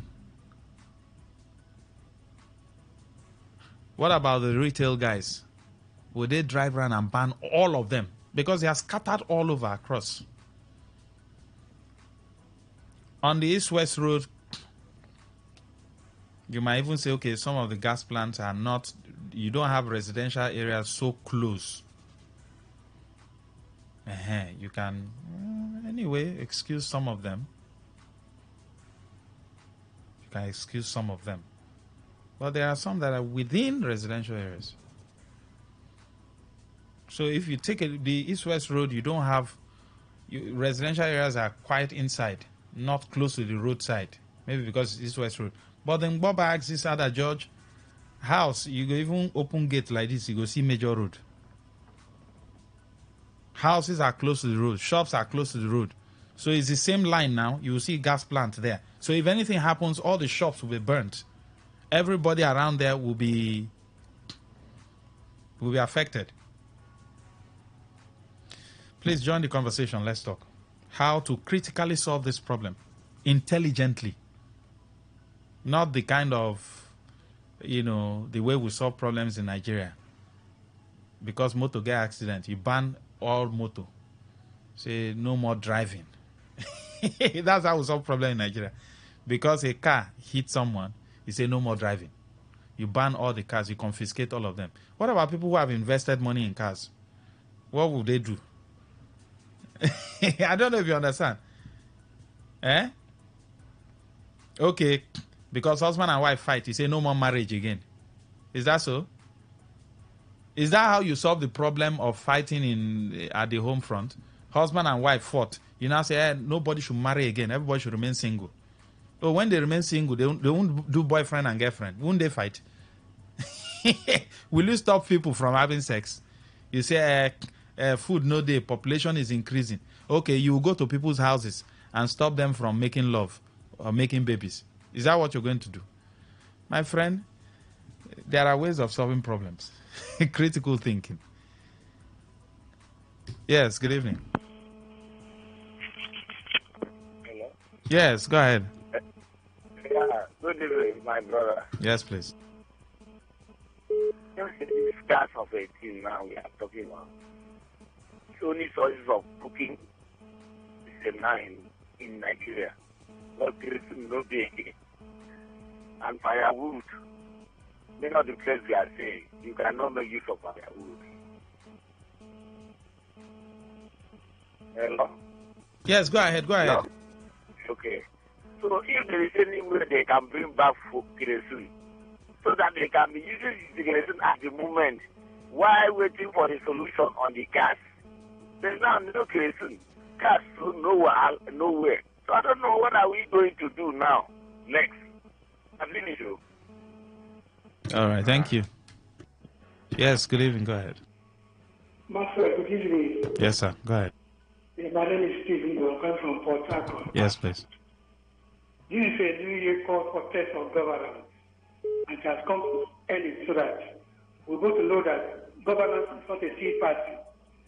This is the time we need the House Assembly to go and check the books that govern the state. This matter of this is not a local government matter, it's a state matter. So if local government come and say want to do this, I think it's not the issue now. The state government should come up. The House Assembly should come up and amend the law. So most of these things will not happen. Don't just come and say want to stop it. You are right, I've been following you. Your analysis involves investment, employment, all those stuff. Yeah, I'm sure the state has some laws that take care of all these issues. So it's time for the House Assembly to wake up, go into this state, because the executive man there, you don't have any power to start making laws. You cannot make, because you're not in an army where you don't make edits. It's not a matter of edits. and say, no, this is that. No, it's not that issue. This is democracy. Democracy. House of Assembly, executive, judiciary, so that all of them are together. So the common man should be taken care of. It's important that the state government wake up and do what is needful. Now, House of Assembly wake up and do what is needful. Thank you very much. Thank you, sir. We appreciate you. Yes. The government of the day, the State House of Assembly, they need to wake up. This is time for governance. Like he said, governance is not a tea party. It's not with a drink, with a gyrate. It's much more than that. Unfortunately, Africans don't know what governance is. You borrow democracy now. You must do democracy. It's not then they pass. That's not governance. Good evening. Hello? Yes, good evening. Welcome. Yeah, is that FM? Yes, exactly. Go ahead, sir. Welcome, my brother. You're welcome. You see, this problem of this got something now. My name is Chus. I'm calling from Alo. Yes, please. Yes. It's just a way of, the chairman, very few will here go and see the chairman before it can open. It's their shoppings. Go and see the chairman is there open. Go and see the chairman before it can open. That's all we hear. Then we see the open again. But what I'm asking and what I don't understand is that if you normal gas station or those retailers that used to buy these big ones and then they pay much more. I don't know the one they are talking about. I'm so confused. But believe me, you just walk around now. Very soon I will go and see the camera and can open. Now there's something to that those ones. Thanks, my brother. My name remains okay. Thank you, sir. Yes, good evening. Go ahead. Hi, Maxwell. Good evening. Yes, Muriel. Good to have you. Thank you. Look, Maxwell, because our people, our leaders don't think critically. That's why they like using this fire brigade attitude. They use shelters, try to use shelters to quench fire. Medicine after death. It's so unfortunate. Now, just like you said, people have invested money. People got licenses to do these businesses. You gave them license. You, the government, you gave them license to do. You did not bother to go and do the investigation. And now when the problem come up, you want only them to bear the burden, of loss. Only them should bear the loss. It is almost impossible. You can't do that. And what I think government should do, firstly, is to look, Maxwell, we still have lands, we still have lands, that are there. We have lands, maybe a little bit far in the outskirts of town. There are still lands. If there is a way to relocate these people to those places, maybe we can cope with that. Just move them out. Do you know that not just these gas pipelines, do you know that there are filling stations that sell both fuel, PNS, and gas that are within just our residential areas? They are giving them licenses. You give people licenses to build buildings. You give them license to erect just a bungalow, and they go ahead to erect 3-story buildings on them, and building collapse. These things are the defaults, are the mistakes, are the faults of the government. The weaknesses. These are failures of government, and you want the people to bear the burden alone. It can't work. The local government chairman just coming to say, ban them, you seal them up. You can't do that to people. There are no employment. People are resorting to means of helping themselves. People try, to set up businesses, and people are paying tax directly or indirectly, employing people directly or indirectly. So you cannot just shut them down and allow them to go and fold their hands. How would they feed their families? So you need to bear the burden with them as well. Relocate them to other lands.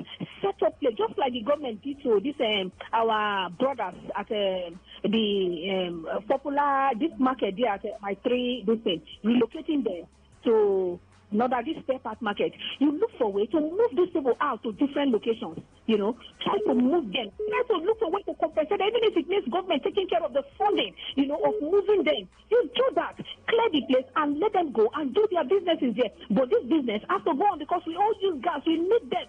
So if we cannot get them, it's fine. Let's take them out close to us, out of us. But when you want to fill your gas, you know that you need to move a little further. Even if it means for you to take transportation to go out to access them, then we should do that.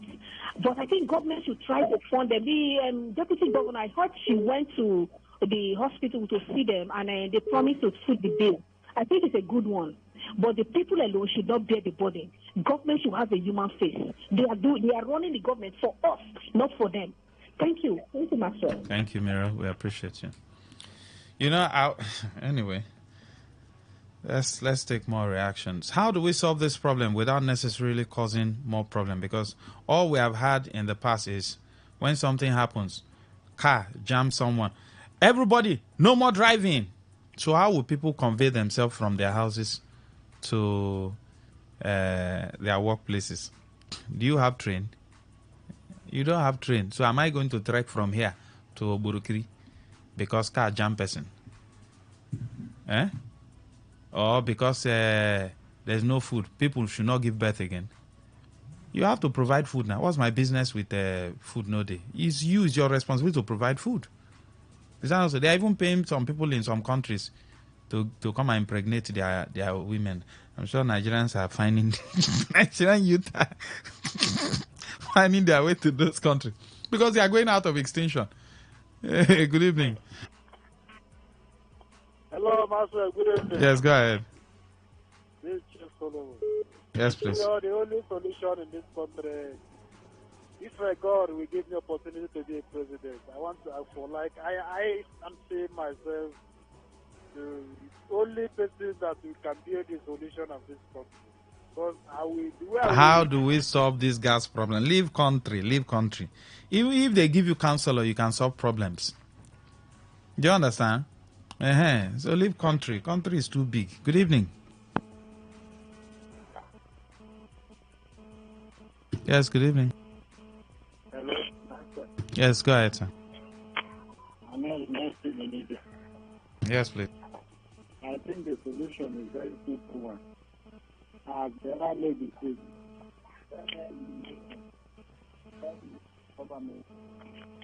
let the government locate them to a perfect place, to the place that residents, people are not living there. Let them locate them to that place so that this fire incident will stop, and also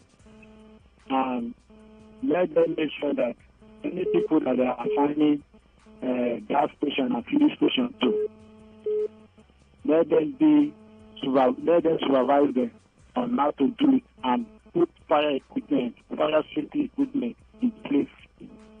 Because if you can look at the whole of River State as we have in River State, we don't have fire equipment in River State. Thank you very much. We're supposed to have fire equipment in every locality, every local government. Thank you, sir. We don't have it. Thank you. Yes, good evening. Go ahead. Yes, sir, go ahead. Reginald. Yes, please. Mr. Maxwell, to me, government should first of all acknowledge that they have failed. And then the government has failed, because our responsibility is to solve problems. And this problem we are talking about, they deliberately created it. They created it because we have relevant agencies that are with the like planet. These are not government agencies. Are they not doing their work? Now, why is that? Yeah, we are state.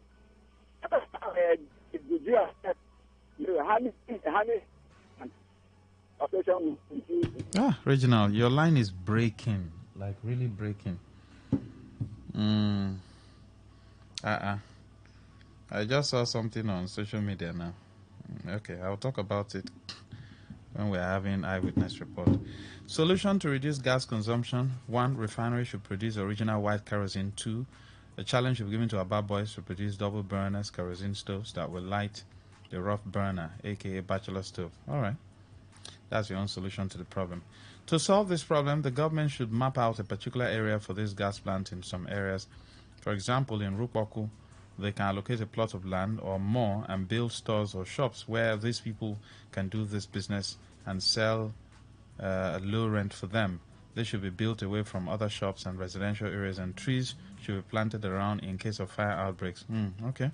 They should also license these activities set rules and safety regulations, and sanction those who violate the rules and safety regulations. All right. Yes, we're looking for a solution how to solve the problem without necessarily causing more problem. You get what I'm saying? Because, okay, you say ban. How many are you going to ban? And then if you ban, these are investment. You also have to look at that. People have invested. Do you understand? People have invested. So are you going to just wash away people's investment? Hi, Max. I asked when these chairmen were contesting for this position, what have they ever managed successfully before? What qualified them to contest for such a critical leadership role? The result is what we have now. No critical thinking before taking decisions. Wachuku from Ajib. Good evening, Max. When I moved into my area, there's a gas plant that's in a secluded area as of 6 years ago. But right now, people have bought and sold lands all around the area and have built residential homes around, and most of them are now very close to that gas plant. So who is to blame? The gas plant or the real estate companies or the communities or government? Well, like I said, I spoke with a drainage engineer, someone who is into building, and he said government goes ahead to plan a particular area. There are lands you don't sell. I don't know if you understand. Government goes to plan a particular area. This is for this. If you go and it will be there, everybody will know. If you now go and buy that property and build on it, that's your business. They can come and excavate it one day. Because people buy land and build on waterways and then suffer the whole people on the street. Good evening. Yes, go ahead. Good evening. Hello, Maxwell. Yes, sir. Go ahead. I call again. You know, if a government can regulate this, to form inspectors, people, a group that can monitor, use boats or mobile vehicles to monitor the distance where they sell this gas. I think that's be another solution. And the population now is too much.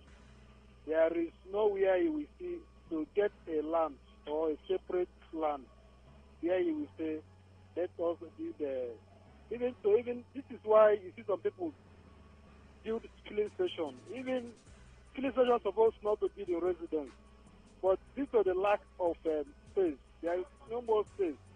So the only solution there, let government teach people safety on how to be able to understand that wedding workshop is not supposed to be where they sell gas. Restaurant is not supposed to be closed where they sell gas. So all these are the regulation for government to monitor, to conduct. So if you begin to ban, I think we are still intimidating ourselves by banning, because most of us are looking for what to do. Applicants, plenty, you see. And if we come in our various homes, the way we make use of our own gas cylinders, most of our wives, our children, they are so careless of it. It's only God that is fighting everybody.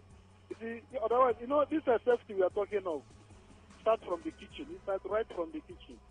Even not only gas, the way you position your kitchen knife, and how you during boiling of hot water, you boil hot water, you keep on top of the gas. Before you know, if you have a creeping child, the child will not just go there and drag the hot water and pump. And all those things are sensitization of safety. You have to sensitize Thank you, sir. On safety.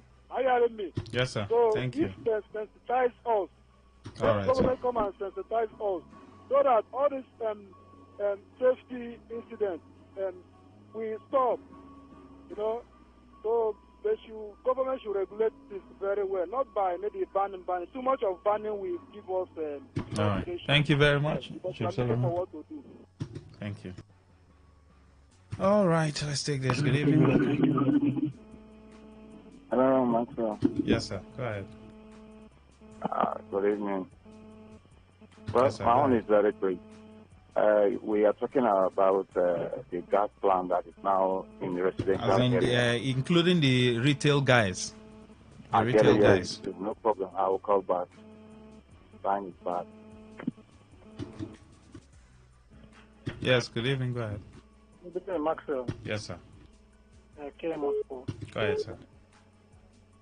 Maxwell, this issue, this gas plant issue, is not the only issue. We have there are a lot of buildings. You see them built very close to high tension. Exactly. And the government are not saying anything. Now, this issue, now what we are facing, what we are seeing now, for over the years, we've been having SSS, special advisor, senior special advisor, whatever. None of them have advised the governor or whoever on issues like this. It means that we are just electing the wrong people, and the wrong people have been appointed. And most of the people appointed, maybe you have a political patronage, you know. So I think the government should not only look at this issue, this gas areas. They should look into other areas before it comes up again. You understand? All right. Thank you very much. Thank you very much, sir. But do you know, right now, if government wants to bring in a master plan and resuscitate the environment, do you know a lot of houses will be demolished? Government will pay compensation. So that's why, for you to avoid that, you go into the future and plan. What is the master plan for Eche? What is the master plan for Emoha? What is the master plan? So that you map out agricultural areas. So that when people are coming to real estate, people are coming to buy land, families will not just be selling land anyhow. The families will know that, oh, this one, government has mapped it out for, and government will have to do the needful. Do you understand? If government says, okay, this area, because they must liaise with the traditional rulers, the community people, so that you won't have problem. There's a whole lot that we need to do as a people, as a government, for us to live in a sane society. Because the mistakes we are making today and the things we are just pushing our eyes away from will automatically be detrimental to the system tomorrow, whether you like it or not. Today now, you're saying, oh, you want to build ring road. You are now demolishing houses, pay compensation. You just say, my money is small. My money no small. If you had a master plan ab initio, you won't have such issues. Now, look at this other one. A bridge came down. They brought it down to 1 lane again. You drive to a certain extent. You come back to 4 lane. Do you understand? You see how we are doing things? Tomorrow, it will be detrimental. So it is better you lay a good foundation now, so that you won't have problems tomorrow. Once that foundation is laid, and whoever is coming, whether you belong to any party, it's not our business. Make life comfortable for the people. And the people must demand a comfortable life, because that's another issue. We'll take a short break. We'll come back. Stay with us.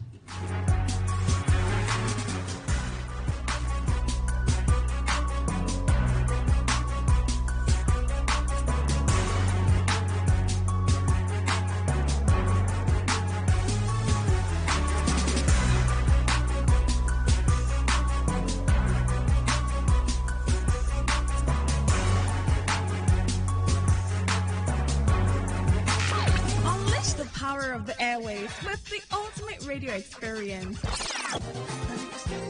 Tune in to Today 95.1 FM, the voice of the people. Don't just listen, immerse yourself. That is 100% true.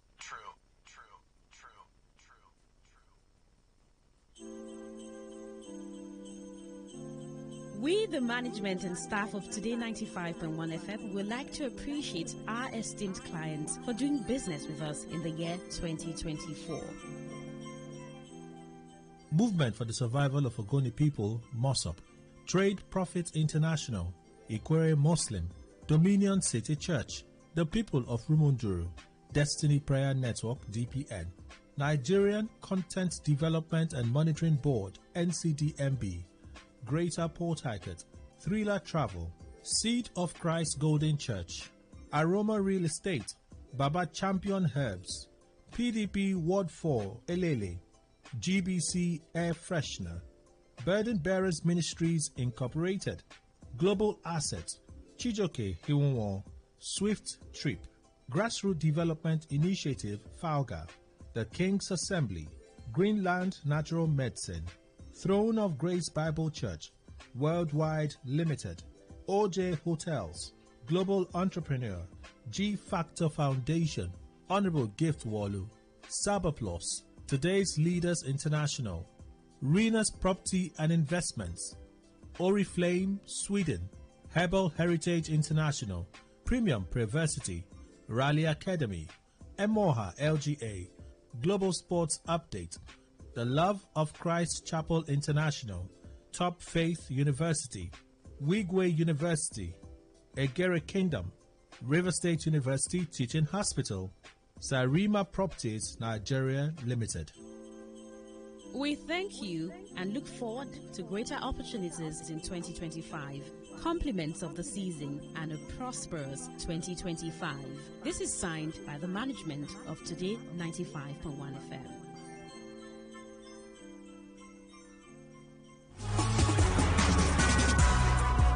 All right, welcome back.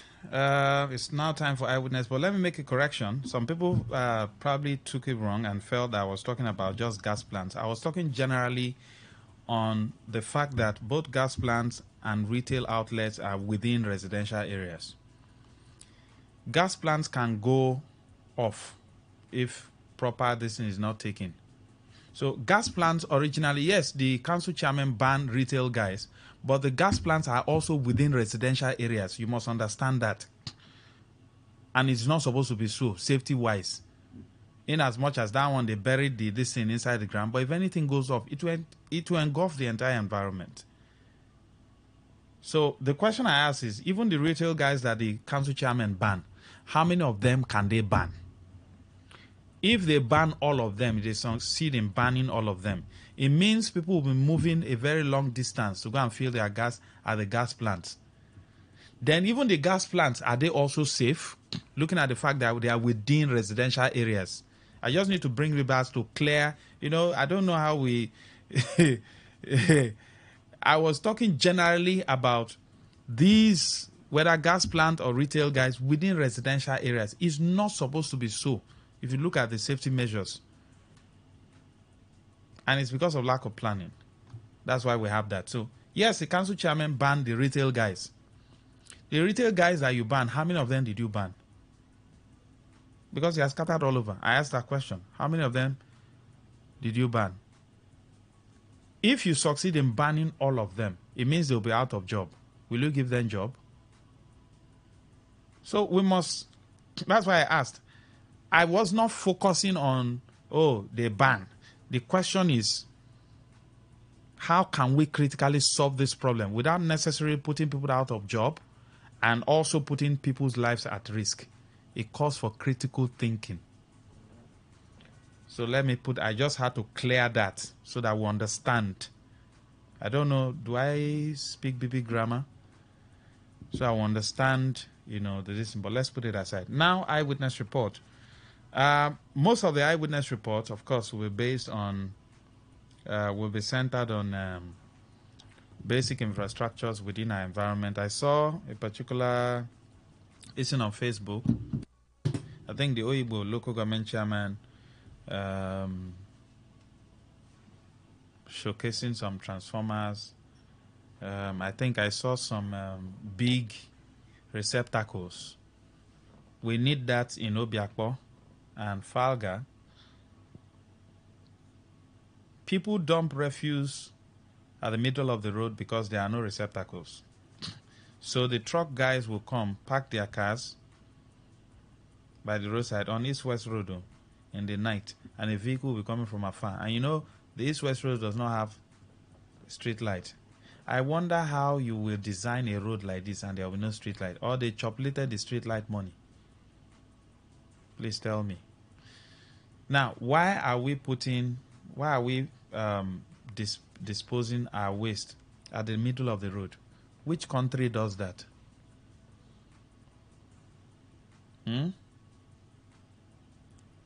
Before, we used to have receptacles, big ones.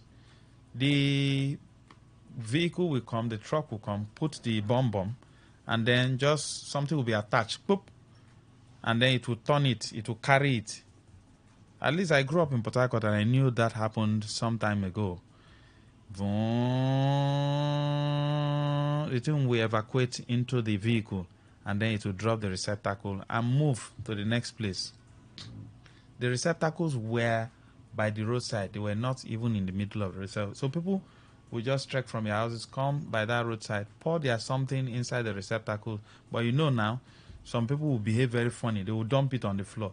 It is those conductors on the truck that will come and pick those ones and then put them back into their big vehicle and zoom off. Why? So the Oyibo chairman, I saw him, buy those big receptacles. But I don't know how many they bought. I just saw a few on Facebook. We need that in Obiakpo. The local government chairman should do that. That's what we call governance. Put those receptacles at designated areas, few meters away from each other, so that people from adjoining street, you can locate your own, go there, dump it inside. Big ones, looking at the fact that our population has now increased. So you don't go and put one small bucket. They should, that thing now, welders can weld it now. Then you put it, Obiakpo, this thing. On East-West Road, you put it at designated areas. Along Boba, you do the same thing. Along Roma Holu, Loparanwo, all that area, at the George, you put it in, though you don't go and put it in someone's shop. Put it in a secluded area. People will trek and go there and pour it. Then these guys, they will construct it in such a way that the vehicles can come and tap, connect it, push the whole thing into the vehicle and then zoom. So we won't have deaths littered at the middle of the road. I think I saw some transformers also. I just hope those transformers they are new, but I hope they will be enough to serve the people of Oyibo. If they are buying transformers, they should buy enough. Those transformers are not expensive. The only thing I saw there that I didn't like is the cars. Those ones are for political associates. Instead of buying cars for those guys, why not build houses, convert that money, build small houses for them? I'm just talking though. Me, instead of you to buy a car for me, buy a house for me. That's me. Instead of buying a car of 10 million naira for me, use that 10 million and buy one small house for me. I'll be very joyful. That car, to buy fuel, I will carry my own money to buy fuel. They pose. Instead, use that 10 million to buy a small house for me. You understand? If you want to give me a gift, give me a house gift, a landed property gift. I'm not saying if you want to give me a car, maybe if you own a car, you want to give me or I go take. But if you want to buy and gift me, you, instead of buying a car, use that money to buy a house. If the money is not enough to buy a car, use it to buy a house, use it to buy a land and gift me.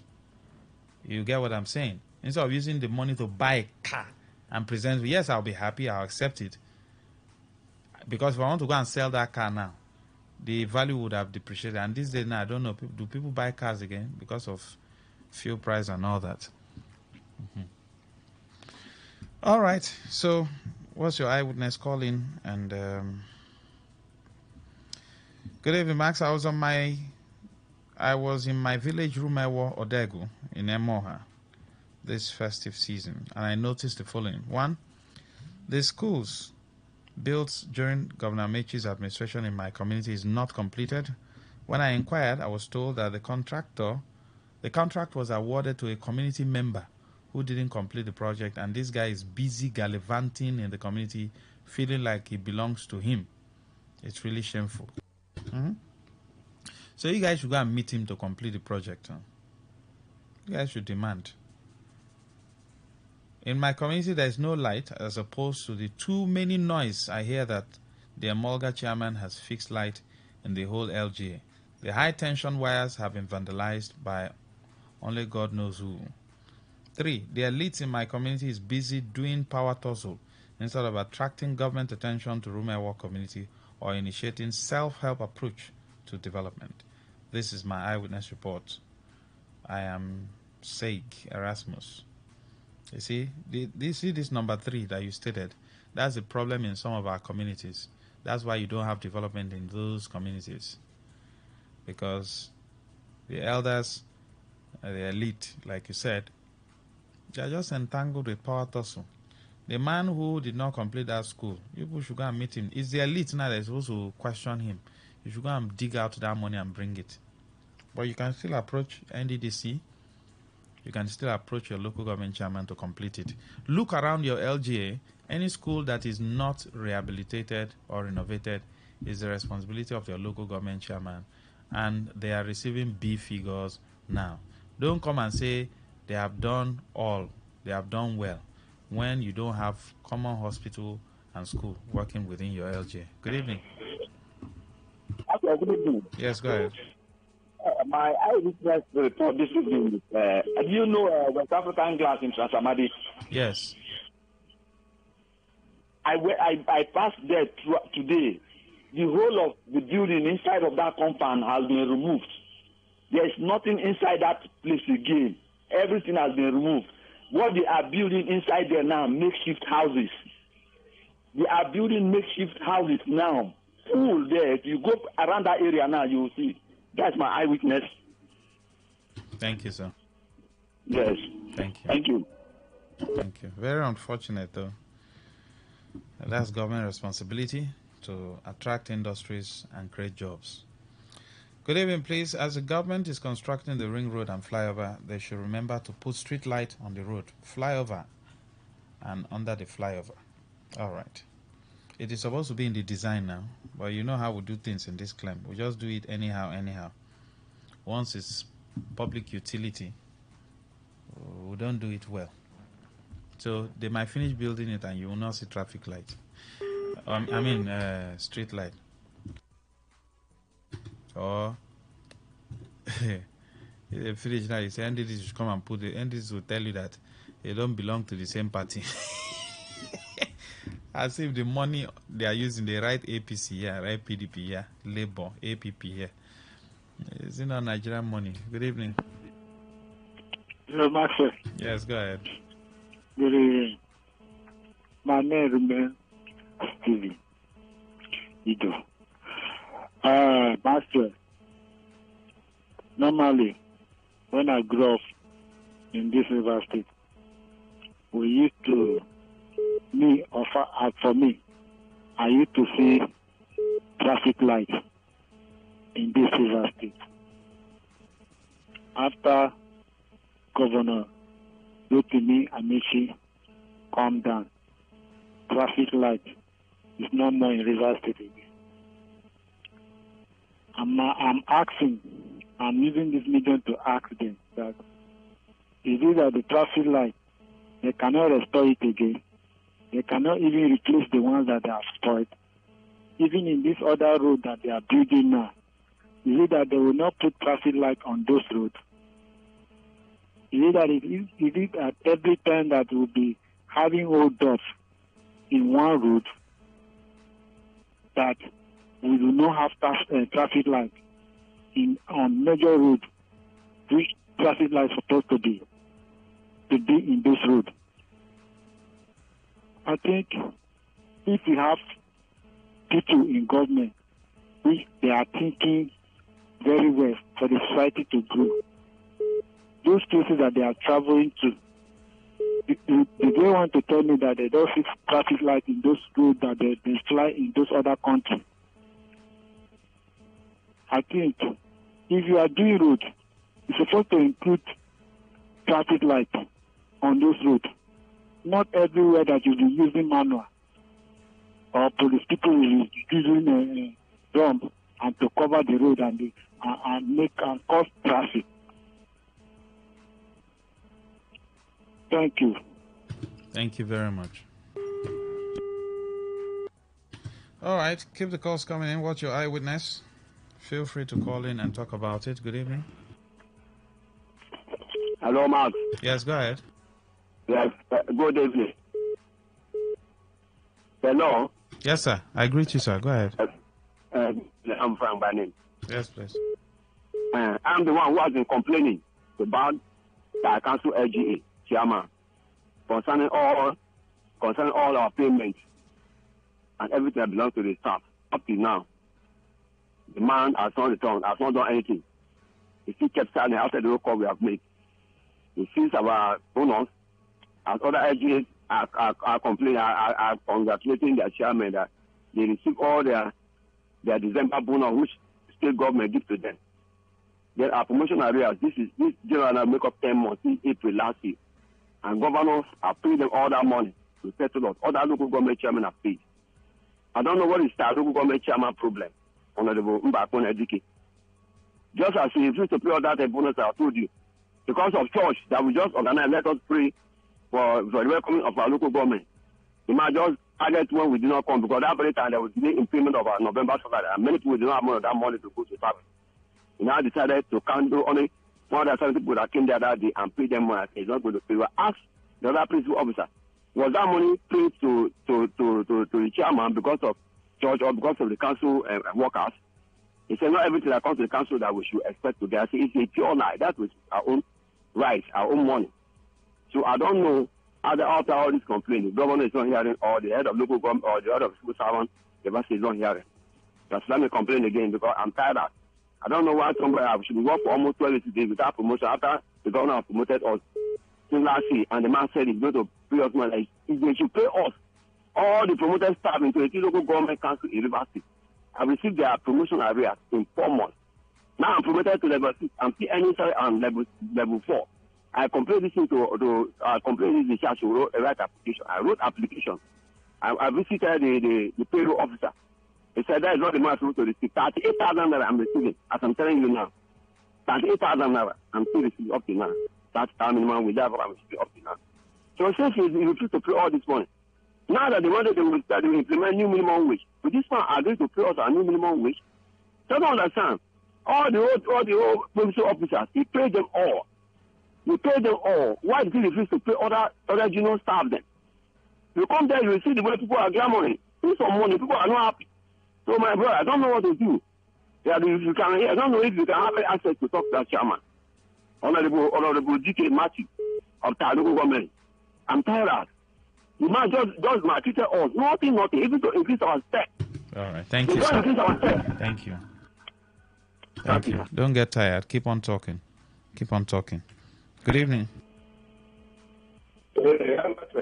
Yes, go ahead. Yeah, welcome. My eyewitness based on this particular oil matter. There is no day to pass that good talk.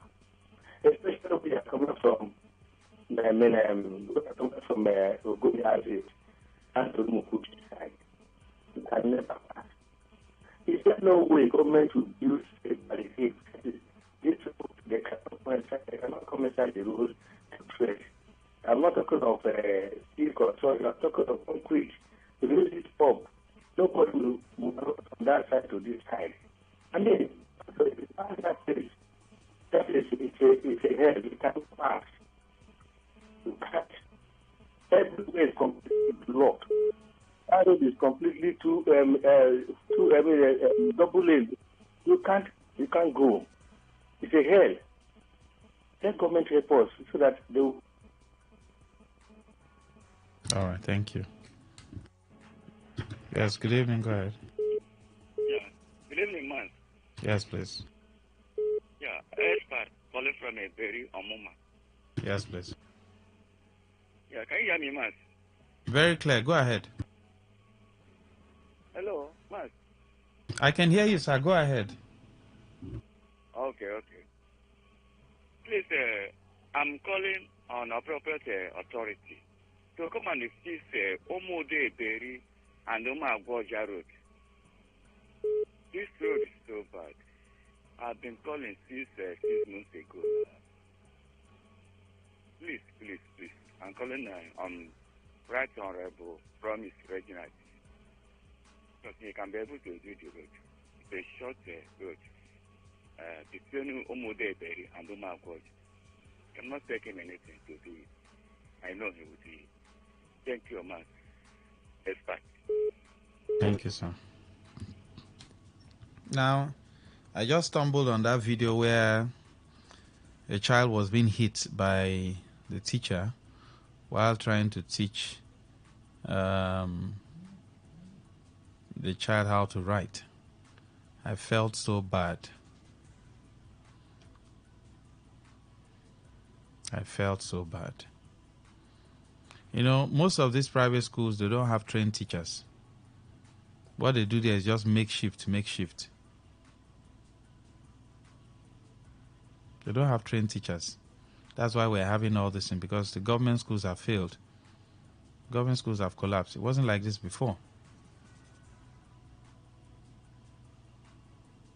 If the government schools were intact, I don't think people will be sending their children to... And then when government comes and say they want to ban private school, they want to ban... I laugh. What did they ban? You left your own school that you have not fixed. Why is it called government school? Then you want to ban private school because they are misbehaving. The reason they are misbehaving is because you have absconded from your responsibility. We are talking about this now. Primary schools are yet to be renovated within our localities. Teachers are yet to be employed. You know, more teachers are yet to be employed. If you employ, okay, for instance, if you employ 1,000 teachers, will you make noise? We need roughly 20,000 teachers to fill everywhere. You don't want to pay a wage bill. The other administration, that one self, I'm not even sure if they employ teacher at all. Since OSPAC was disbanded,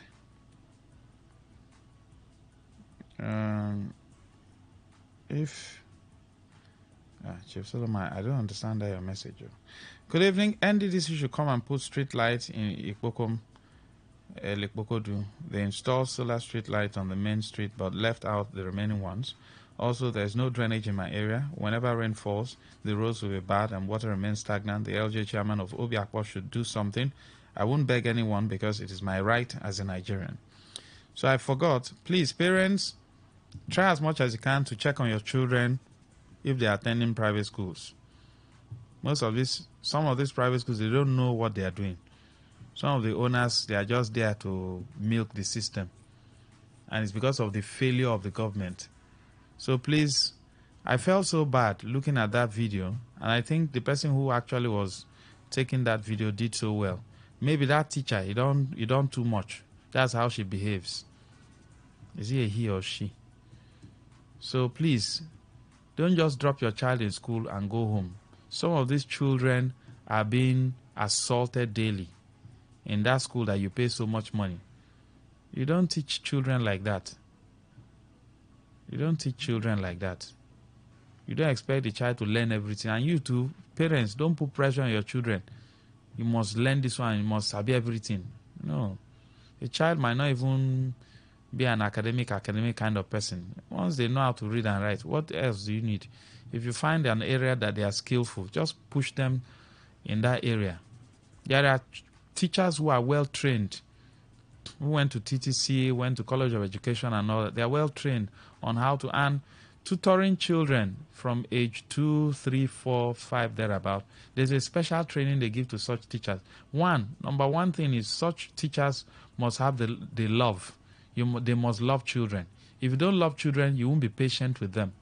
You must love children and you must have patience. If you don't, there's no need teaching such class. You should go and be a lecturer where you just go to the board and talk to yourself and then go home. Good evening. Hello, Master. Good evening. Yes, go ahead. This is you know, I want this fire service phone number. If they can circulate it so that it will help people during fire accidents like this. At least they can easily call. Like myself, I have a SPDC Federal Fire Service, but the ones that can respond so quick is the ones we want available. So another thing, this is my message you don't understand. I want to know, this our house park here in Obiabo was banned.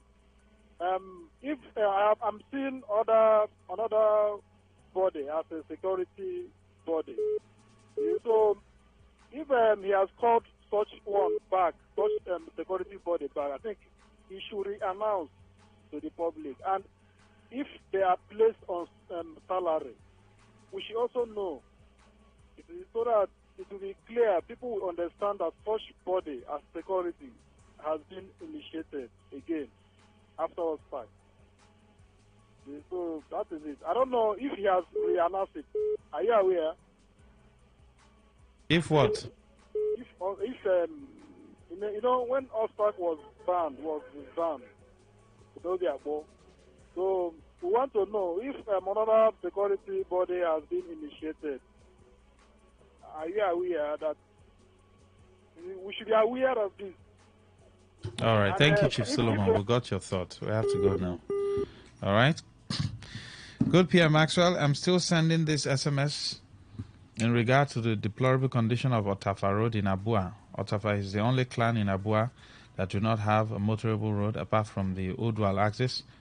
I therefore urge our amiable Governor, Simfubra, and other relevant agencies that borders on roads to come to the rescue of Otafa people by constructing a befitting and a motorable road for us. It's just a 5-kilometer road. If this is done, my people will be very grateful, and the issue of miscarriage by our pregnant women will be a thing of the past due to bad road. God bless. Inate Jacob, thank you.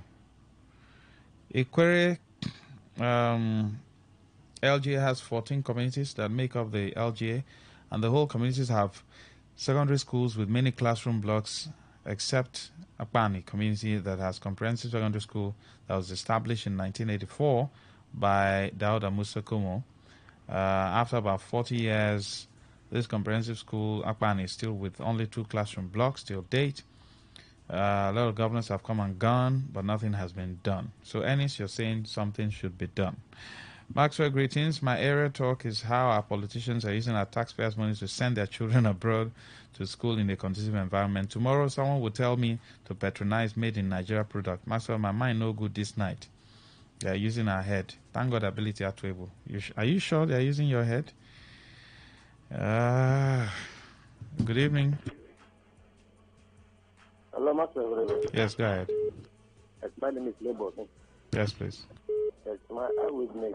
Through the festival I travel to in Ghana local government, there is no light for no Ghana particular. There is no light. But this is where we have somebody that said they are representing us from House of Assembly, Senator, and House of Reps. Now, coming to the local government chairman, if other people they are I don't know whether our chairman is hearing. The other people they are having transformer here and there. Our own, I never hear say they provide any transformer. I never hear anything like that. And they are still giving them the same money they are working. I don't know. Yeah. I don't know. We have been dealing in darkness from 1980 till date. Yeah. It is only when the election you will see ballot box. You will know that there is government. Then after the election, everything just went like that. Huh? Every year by year, we have been seeing this. And we are complaining. Government doing nothing. Right? But I complain for the other day how a woman deliver in the farm. Deliver inside the farm. A woman deliver. There's no hospital. Then come talk of secondary school. That one will be coming, I don't know if they're after Christ. Yeah. So that's my eyewitness. Thank you very much.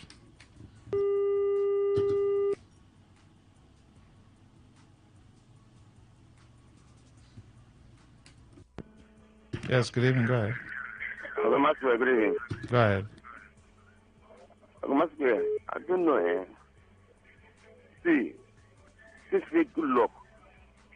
President of this country, one for 6, and Damechi, governor of my state, here, River State, come up for 6. I never do presidential election.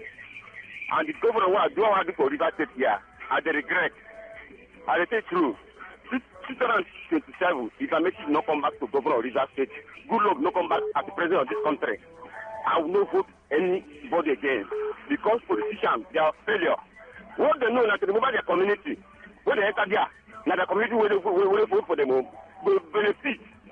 But if people vote for them, they will not benefit. Why this government in Nigeria is like that?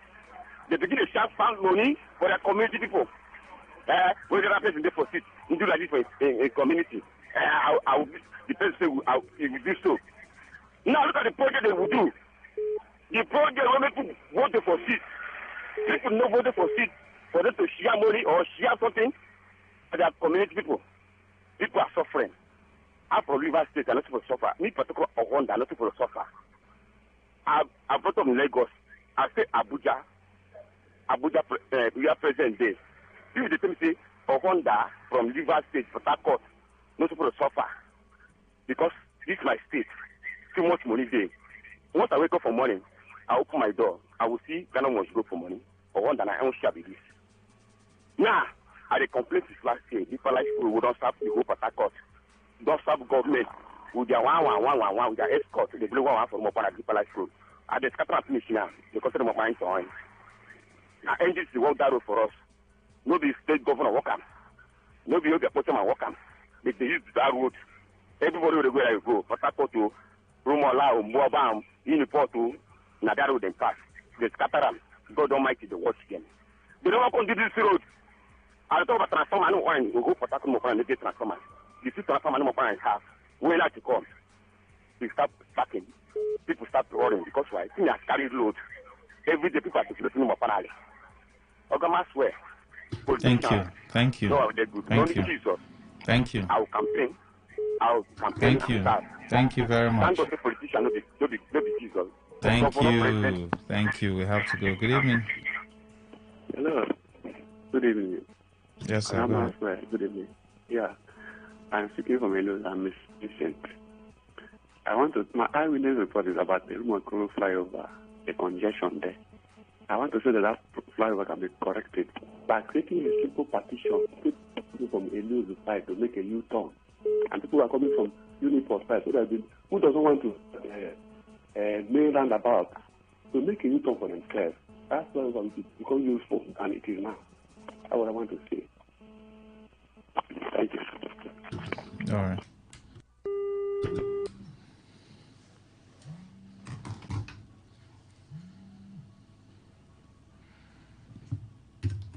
Yes, go ahead. Max. I greet you. Go ahead. Good evening to you. All right. Max, I remember Mr. UC. Yeah. Yes, please. Please, I'm still begging the state government, our Moses of our time, to remember people of Chukota, Igurengwo, Umebulu, to remember us, help us and put our road in order. Maxwell, the road I'm talking about did not spoil maybe 5 years ago or 10 years ago. We are talking about 33 years ago, this road have been bad. Maxwell, some children were born year 2000, year 2015, year 2010. No, say this community has a third road before. Maxwell School have resumed. Many of our students now, what they normally do now is to, those where their parents feel buy reboot, they will wear reboot from their house. Now they on both to put their white inside their school bag. Those where their parents do not get money to buy reboot, they will wear throw slippers. Because they not born you where military this rainy season, they not born you where to wear your white to pass this road I'm talking about. This road are so bad to the extent that even not now when they even try grader for this dry season. Immediately it's rainy season now, everywhere don't finish. Even ordinary bike, to the extent last year I was complaining serious, even bike cannot even pass this road. It's just this dry season they try to grade it. Please, I'm begging our state government for sake of our students, the leader, they call the leaders of tomorrow. Please, they should help them and put this road in order. And our churches, our Anglican church, the one that faces opposite our primary school, we can't go to church. on the road. We can't pass major road and go to our churches. We will not be passing people's compound. All right. Maxwell, Thank you, there's Yossi. what Thank you. someone told Thank me. you.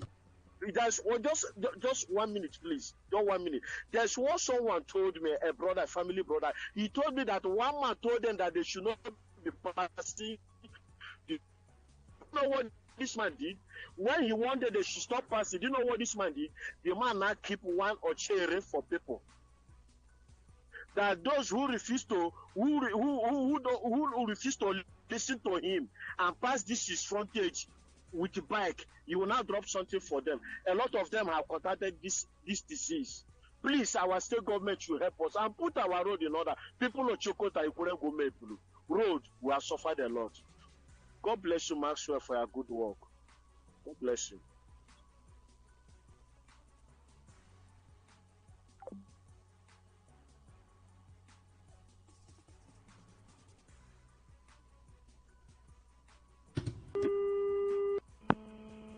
Yes, go ahead. Hello, Master. Yes, sir, go ahead. I'm Coach Andy. Yes, please. I want to talk about this same road that the caller that just called now talked about. This road, this is making me think. I was born 1999. And I'm 26 years old now. This year makes me 26 years old. I was born in this community called Mparata, where I was born, before John took me away. Journey of life. Only what they see is that they managed to give them because I came back yesterday. I came back home yesterday. I decided to visit. I came back to Takot, so decided to visit the German. Parents are retired. So I saw that there are some street lights, solar lights from to where they call Mparata. Here is the light. Then from that, we moved to down the day. I did not see light again. I was asking. So when I was asking, some people were telling me that the people in that area talk their own money. Maybe they are their own money, their own street light money. But you can't give us light when they are no good. Like now, we will see school has opened like you see have said. And very soon, to enter any season. Master, if you enter that road any season, you cannot even, for you to, you cannot even trek. The trekking I'm talking about, you'll be entering people's compound and they'll be blocking some stones, some sticks. And then how you thought they will beat you up, tear your clothes, I mean the honor of the compound. You have to go back to your house. If you are coming from Port Harcourt, you have to go back to your Port Harcourt to change clothes before you can reach to where you are going to again. That does not apply in this road I'm telling you now. The money graded is small. Even as they graded it, this right will become worse. In the sense that you will fall up to 2-3 times before you get to where you are going to because of the dust on the road. The dogs are holding, they will be holding your bike. If you are not strong enough, you will fall again. The people that you carry will fall again on bike. Meaning it's not, I want to use this opportunity to beg that let Fubara come in and know what to do in this road. Now that they are right today. I'm begging.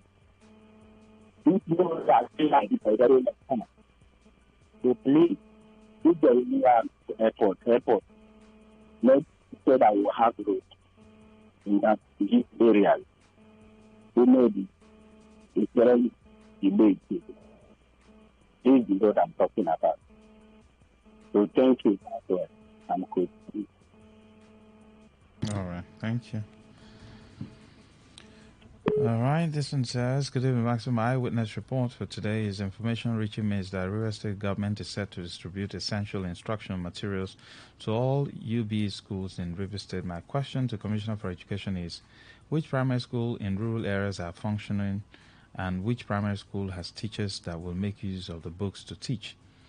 Mr. Maxwell Tech, Commissioner for Education, that our major problem is to recruit teachers, not the instructional materials. Give to Wankwo. Choir Youth President. All right, thank you. Maxwell, I was ashamed when I visited my friend who is a principal in senior secondary school. His office is so dilapidated, no chairs, no table. Please, the government should help the senior schools to either renovate or build new ones, especially in Emoha. Okechi. Thank you. Good evening, Maxwell. Please tell Equerry local government chairman to give big LLA light. For the past 5 years, we've not had light. Sweet Tony, thank you. Maxwell, please help me kindly inform the Obiakpo chairman that Model Primary Health Center room is still without NEPA lights, going to 3 years now due to a faulty transformer.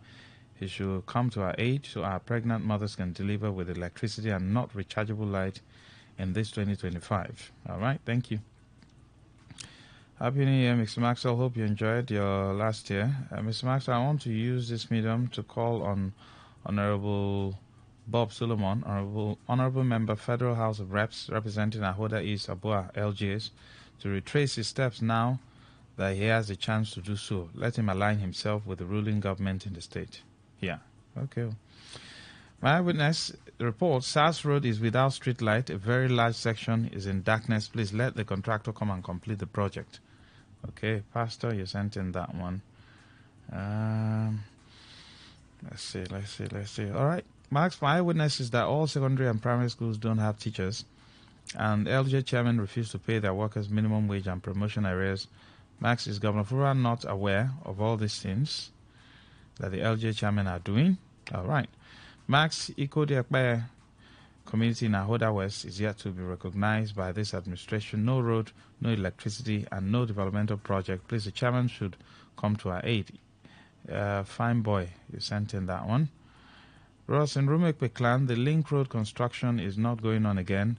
The reason is not known. Governor simply is the contractor concerned should come and complete the road for us. We are suffering, no way to drive into the communities again, and we need health centers, no electricity, no good market structure, no good desk in our primary schools, and teachers are still hired to teach the people. It's Eze White, you sent in that one. Thank you very much. Yes, good evening. Sir, good evening. Yes, quickly, sir. You are last caller. Hello, can you hear me? Very clear, sir. Quickly. What is it? Yes, please. I know. Hello? Yes, sir. Go ahead. This Commissioner for Education, let me greet you. Good evening. This is very close to Rumpoko. That's a big trust. Students here, that place is a death trap. Can they fence it? Can they put a glass fence to fence the children? Commissioner for Education, can't you go there and see the area?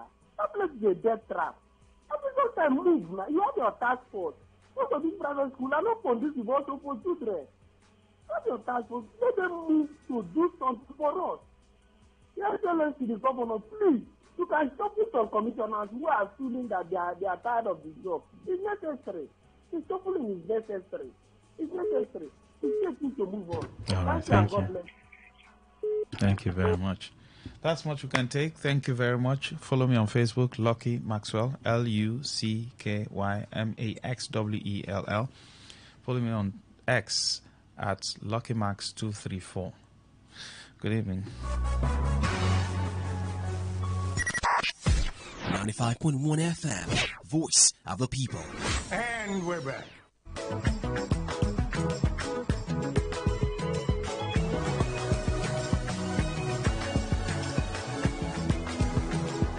When the former president of Nigerian Football Federation, Amaju Pinnick, said a few days ago that very soon, pretty soon, Nigeria will have a foreign coach, and that man will be an enterprising coach.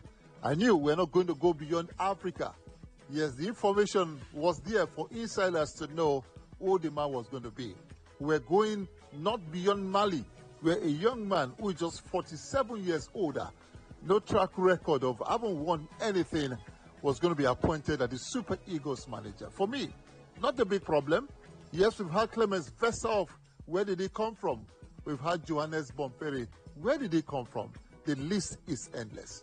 On this edition of the show, we want to pick the minds of Nigerians, aficionados. I'm talking about football aficionados, sport aficionados, to tell us if it's the man that will take us to El Dorado. Can he qualify us for the FIFA World Cup?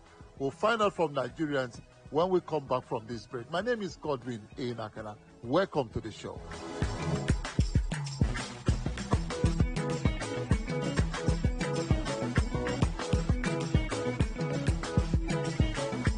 Welcome back. I did say we'll be reaching Nigerian journalists to find out what they think about the appointment of Eric Seko as the coach of the Super Eagles of Nigeria. He's to lead us through CHAN. He's to lead us through the World Cup qualifiers. Is he a magician? We saw him at the last Nations Cup, and he took Mali to the quarterfinal, where he lost to eventual winners Cote d'Ivoire in extra time. Let's listen to Nigerians.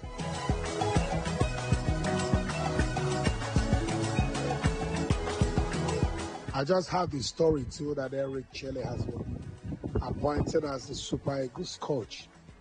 Well, it's quite unfortunate, that we still believe in colonialism. Once it is white, it has a bright color, it's better. That has been the mentality of Nigerians for years. I think the Guavon is doing well. The team is beginning to take some shape. For me, we really didn't need any foreign coach.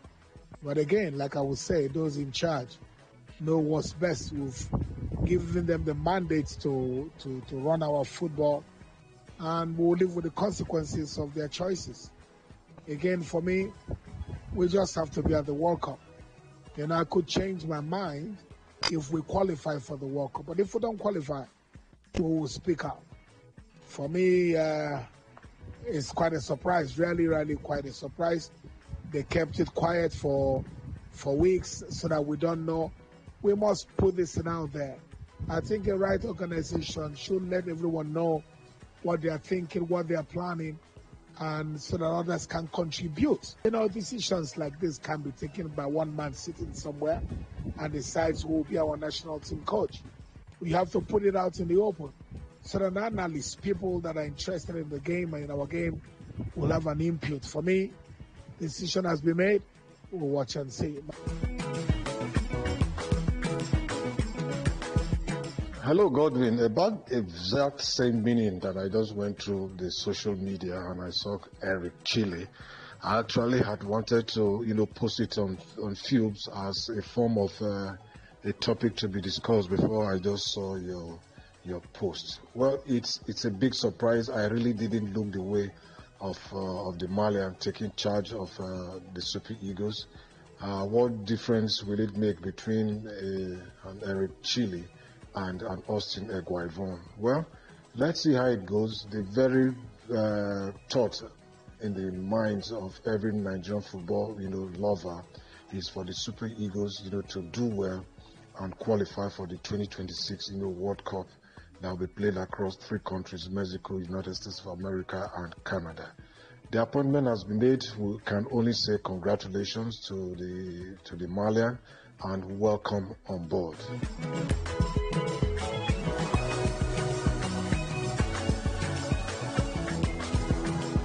It's sad that we have always done repeatedly the same thing and we expect a different result. Miracles don't happen. Now, at the last Nations Cup, Jose Paisero won us silver. And by all standards, in terms of his CV and resume right now, he is far better than Eric Chelle. The rationale behind this appointment, who recommended him to the Nigerian Football Federation, I think I don't care at this point in time. But I am sure whoever did all of this packaging and whatever did not consider the interest of the national team. Yes, we may not be financially buoyant enough to pay a foreign coach. And if that is the case, then I think we should have kept faith in Augustin Cerezo Eguavoen. He has been appointed. As far as I'm concerned, he's not the right man to take charge of the Super Eagles of Nigeria.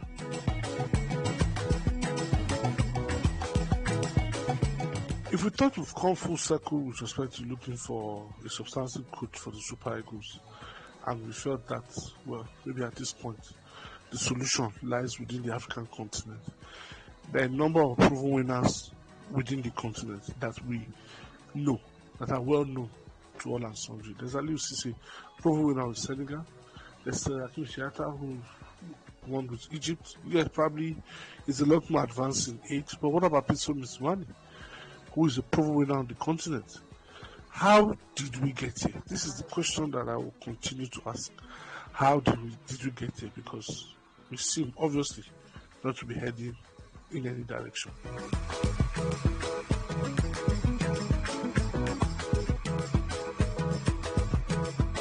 Well, I'm going to be very straightforward. Whether Eric Chell comes into Nigeria to be successful or not, I see this appointment as a slap on the faces of Nigeria's ex-internationals. If we are bringing in a Malian to come and handle our national team, of course, it's a disgrace to Nigeria's glorious eras of football. And I wish him the best of luck. This is what the NFF wants. Anything just to call him foreign coach, and be rest assured they will give him everything he needs to excel. I wish him the best of luck. We have a mountain to climb in the World Cup qualifiers, but it is not an impossible task, knowing the antecedents of Nigeria's Super Eagles. Just win the 2 games in March, away to Rwanda and at home to Zimbabwe, and we are on the right track. But I just pity our former internationals, and I wonder what they will be feeling at this time.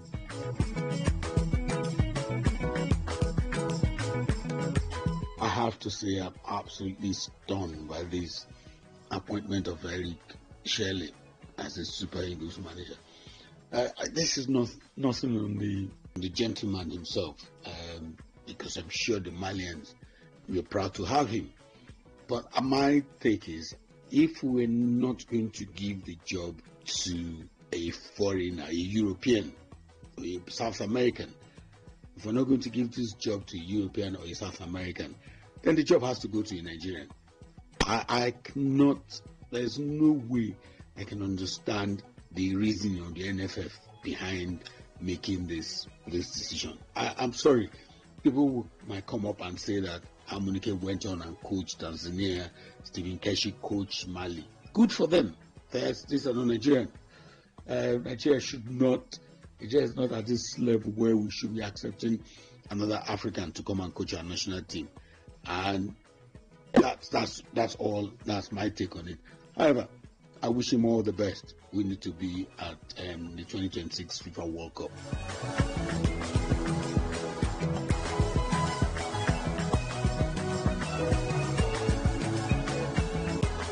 It's a little bit of a surprise that the NFF has decided to go for former Mali international and former Malian coach, in the person of Eric Chell, to manage the national team. At the Nations Cup, the image of him getting water on his head when they lost the quarterfinal against host Cote d'Ivoire still plays on my mind. I don't know how he will handle the pressure for the Super Eagles job. Super Eagles is perhaps the biggest team in Africa. Yes, the ranking doesn't show that currently, but we're still the top 6 nation in Africa. So we have big players, we have huge stars. How he will handle that, I don't know. Is he the best man for the job? Personally, I don't think so. Iguavon has done pretty well as interim for the national team since Finidi left. And so Eric coming in is a bit of a risk from the NFF. They've entrusted him with the national team job. Would he get us to the World Cup? Currently, I want Nigeria to go to the World Cup. I pray Nigeria goes to the World Cup, but it doesn't happen like that. So we've already started on the wrong foot, and it's a bit difficult for the nation to qualify for the World Cup as it stands like this. I'm getting a coach that is not so experienced in terms of managing huge nations or huge players. It's a worry. It's a worry. So fingers crossed. Wish him the best of luck. But personally, I would just say I don't think he's the man to deliver the goods for the national team.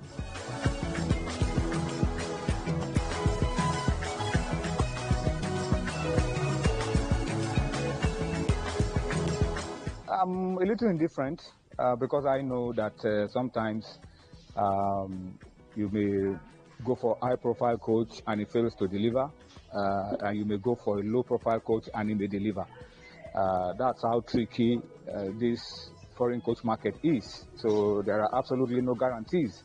This is the first African coach that the Eagles are having, and I can understand the feelings of Nigerians who believe that as giants of Africa, nobody from outside of Nigeria should coach the Eagles. But for me, that is the pride that can destroy us. We've had Nigerians go to coach in Kenya, coach in Mali, coach in Togo, and everywhere. So if an African comes to coach Nigeria, there shouldn't be too much of hula baloo around it. So is this the high-profile coach? Definitely not in the class that we would have wanted. But can he do a job? I hope so.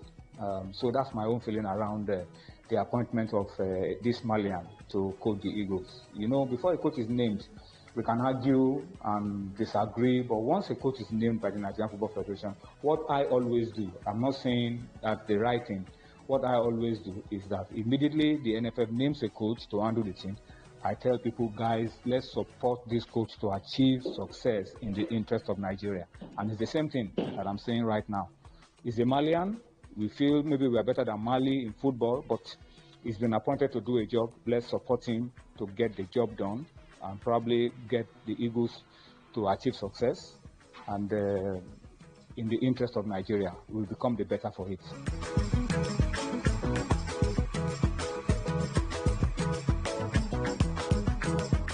The appointment of Eric Schell has come as a big surprise to me. You know, we are used to getting foreign coaches, I mean the European coaches and the Brazilian coaches, but not an African coach. This is weird because considering that we had our own in charge who wasn't doing bad. And can't judge him by the last two games because we already clinched the tickets. That's talking about the Nations Cup qualifiers. But this is weird. I don't know how these things will go, but considering that he was in charge of Mali and wasn't successful in Mali, I wonder what the criteria is to select a coach for the national team. And if he had been interviewed, what he said to impress his employers. But for me, I'll be honest, I am not happy with this. And I'd rather have Augustine Agavo, or are we looking words to get a coach if you needed an African coach? I think Nigerian coaches are good enough. Not going to Mali to get a coach for Nigeria.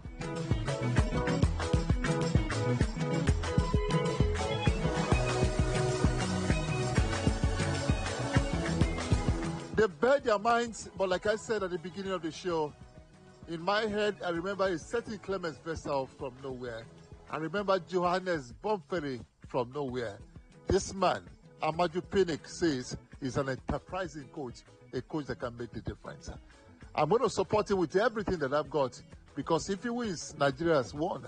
If we qualify for the World Cup, yes, credit will go to him. And of course, we have every reason to be very happy as Nigerians that will be going to the Americas to be part of the World Cup. That's about the size of the show, Global Sports Update. Many thanks to everyone that spoke with us. Thank you for listening. Let's keep praying for Nigeria. God bless Nigeria.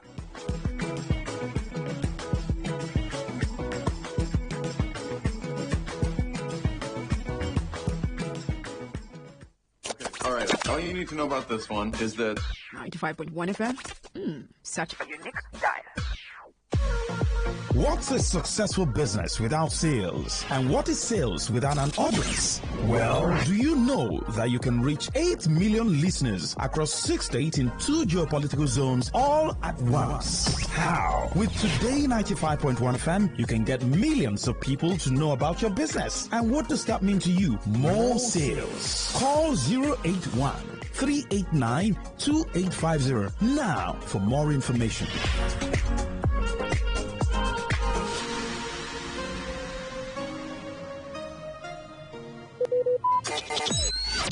Talk radio. I listen to a lot of talk radio. 95.1 FM. Want to know what's happening? Get latest information in sports, politics, lifestyle, you name it. The frequency of choice. Today 95.1 FM. Today 95.1 FM. We serve you the latest updates on everything. Today 95.1 FM. We are the voice of the people.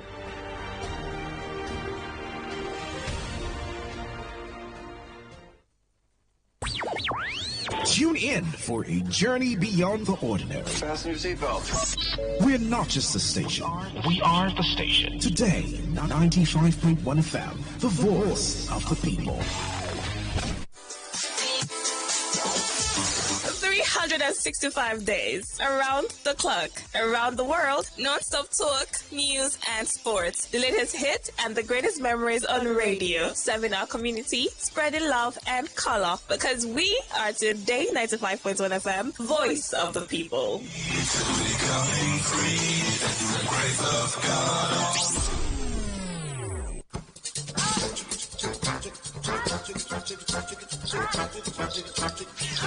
Hello, my people. Are you ready for an electrifying experience that would send shivers down your spine? Welcome to the thrill. Hold on tight as we dive into the hottest high life tracks that will make your pulse race and your feet move. It's not just a show. It's a musical and talk adventure that would leave you craving for more. Ladies and gentlemen, welcome to the thrill. Mondays to Thursdays, 9 p.m. only on Today 95.1 FM.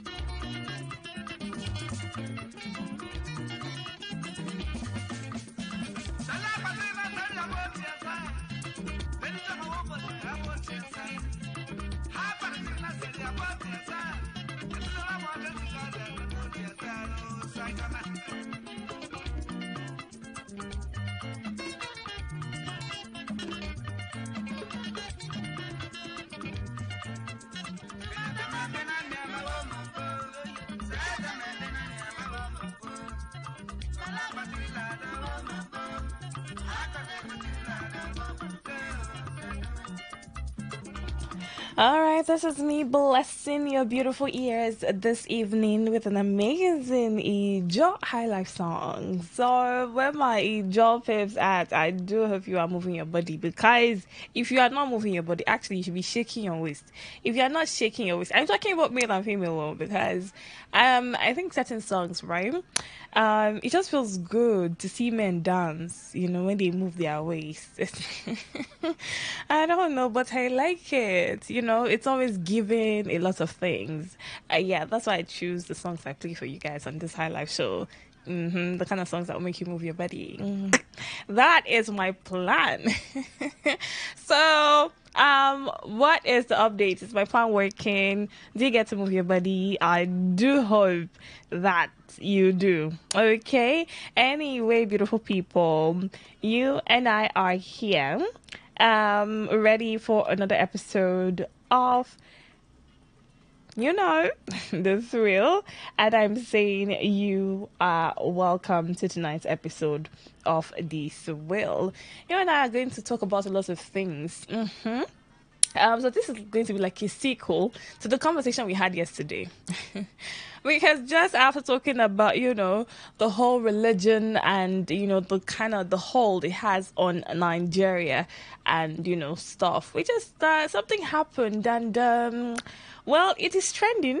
It is trending because another popular pastor is involved, and I think he has like a popular early morning prayer thing, because I noticed people, post the whole early morning prayer thing. I think it's called NSPP deal. So, right. So, this one involves this pastor. Maybe some of you already know who I'm referring to. So this one is trending. It is as it is hot, and it is on the table tonight. So we are going to talk about it. Are you ready to have this conversation, guys? Well, sit pretty.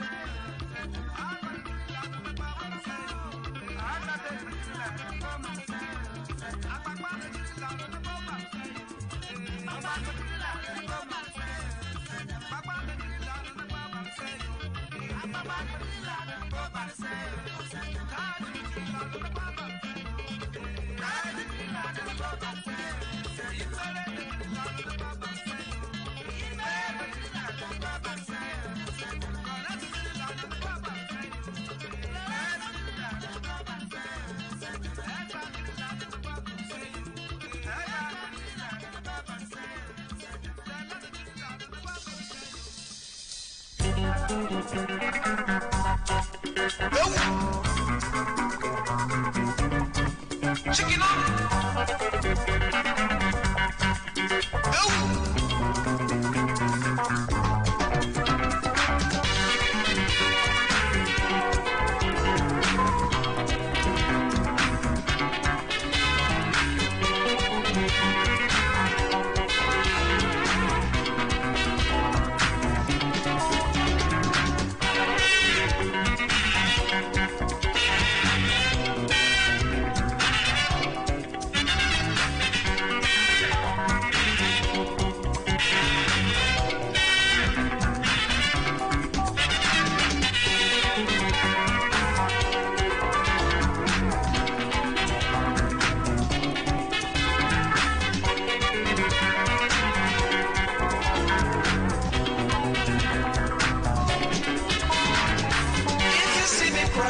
If you see me crying, here in Africa, stop and listen. I've got a reason. Oh, if you see me crying, all over Africa, stop and listen. I've got a reason. Oh.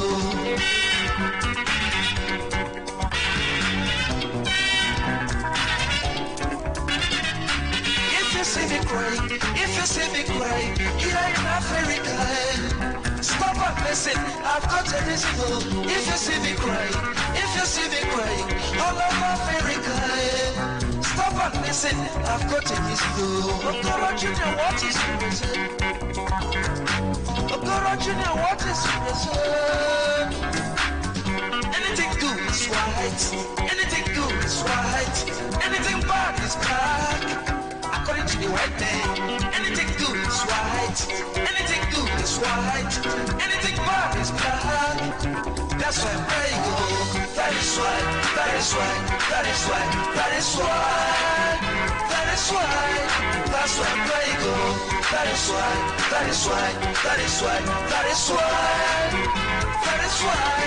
that's why I'm praying, oh.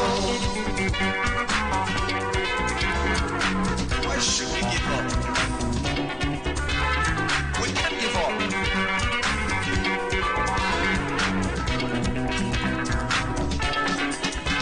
Don't know why are you making Satan black? Does it mean that Satan is a black man? Why are you making Satan black? Does it mean that Satan is a black man? You better let the white people talk. You better give white people talk. You better set up black. Africa said that the black man. You better let the white people talk. You better give white people talk. You better set up black. Oh, he said that the black man. I feel I won't cry. I feel I won't cry. I feel I won't weep. Oh, I feel I won't cry. I feel I won't cry. I feel I won't weep. Oh, it's alright. Why Does it mean that Satan is a black man? Why are the petty Satan black here? Does it mean that Satan is a black man? They better than the man we don't talk. They better if what we don't talk. They better set up black. Africa wake up to reality. They better than the man we don't talk. They better if what we don't talk. They better set up black. Oh, it's set on the black man. My brother, that is Oyibo. Oyibo mentality Oyibo. Anyone do it. African people, that is Oyibo. Oyibo mentality Oyibo. Anyone do it. African people, that is Oyibo. Oyibo mentality Oyibo. Anyone do it. African people, that is Oyibo. Oyibo mentality Oyibo. Do you hear me now?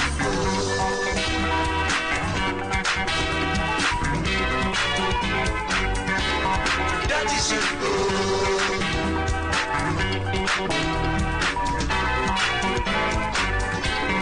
That is Oyibo.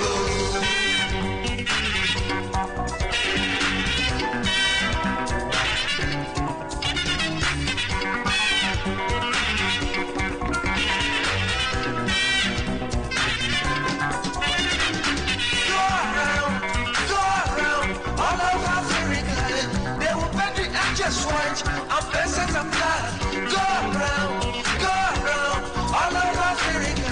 They will bend the angels white and peasants and black. Satan, are you a man? Mr. Satan, are you a man? I want to know. Satan, are you a man? Governor Satan, are you a man? I want to know. Satan, are you a man? Satan, are you a man? Oyibo mentality, my brother, that is Oyibo. Oyibo mentality, Oyibo. Anyone do it. African people, that is Oyibo. Oyibo mentality, Oyibo. Achilode, African people, that is Oyibo.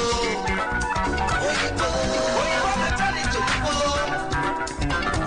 African people, that is Oyibo.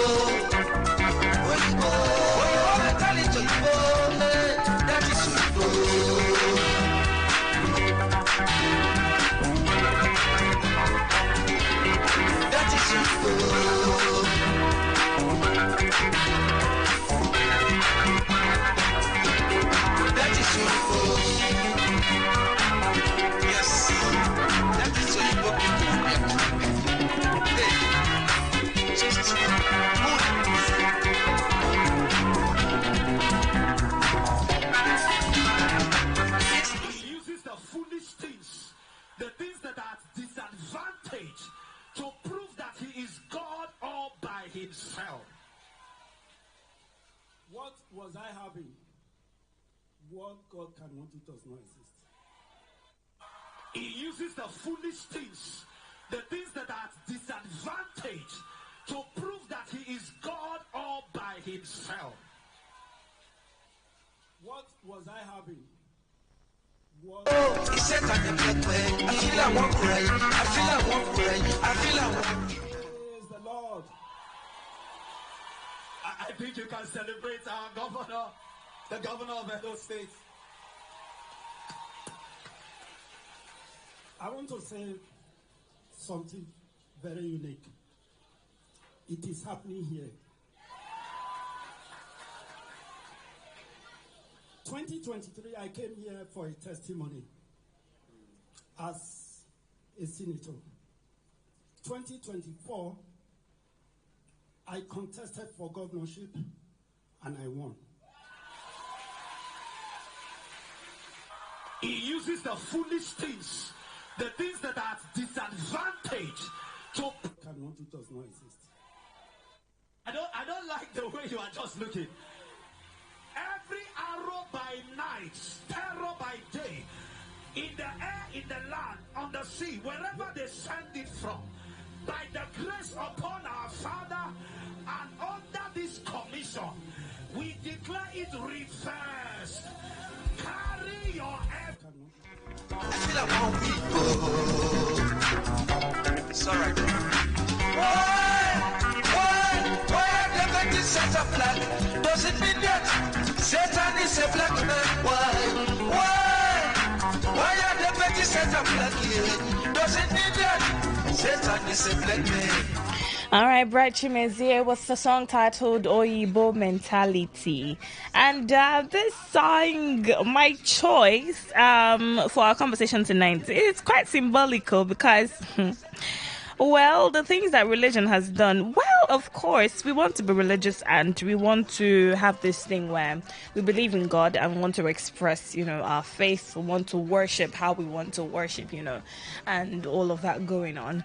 But then ultimately there are lots of things that lots of questions that beg for answers. So you heard the voice of let's see, the Edo State Governor, yes, Monday Okpebolo. So he gave a testimony, right, in a church, Pastor Jerry Eze's church, of how God miraculously made him governor. And so, while insisting that the elections in Edo were rigged, some Nigerians have questioned God's hand in it. So, yesterday, you know how we talked about the things that happen in Nigeria, right? So, how religious we are. Well, it is not a bad thing because, I'm religious myself. Okay, so it's not a bad thing to decide that you want to worship however it is you want to worship, right? So, but at what point do we draw the lines between, religion and reality? The things that we're supposed to do and the things that we are not supposed to do. Anyway, so following the testimony of Edo State's governor, Nigerians have, of course, taken to social media to drop their hot takes. For some Nigerians, they are saying, look, the elections in Edo State were rigged. That's what they are saying. And they're now asking, so how come there's God's hand in it? And then some others have also called out the pastor, asking why he allowed the governor to give what they referred to as false testimony in his church. And this is where, well, I don't know, but we're just a lot in this country. And of course, we cannot have everybody towing the same path.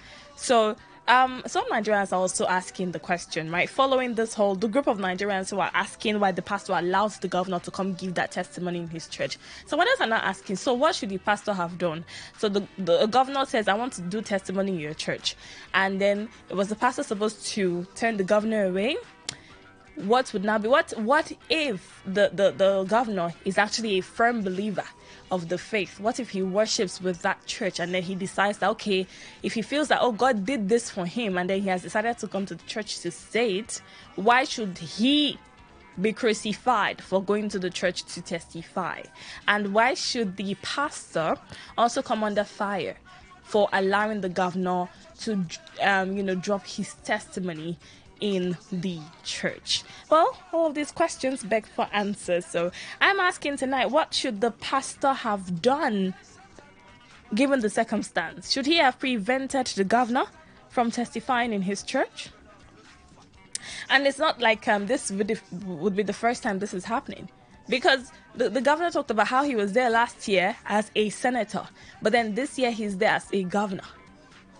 So, growth, Abby. He has moved from one level to another.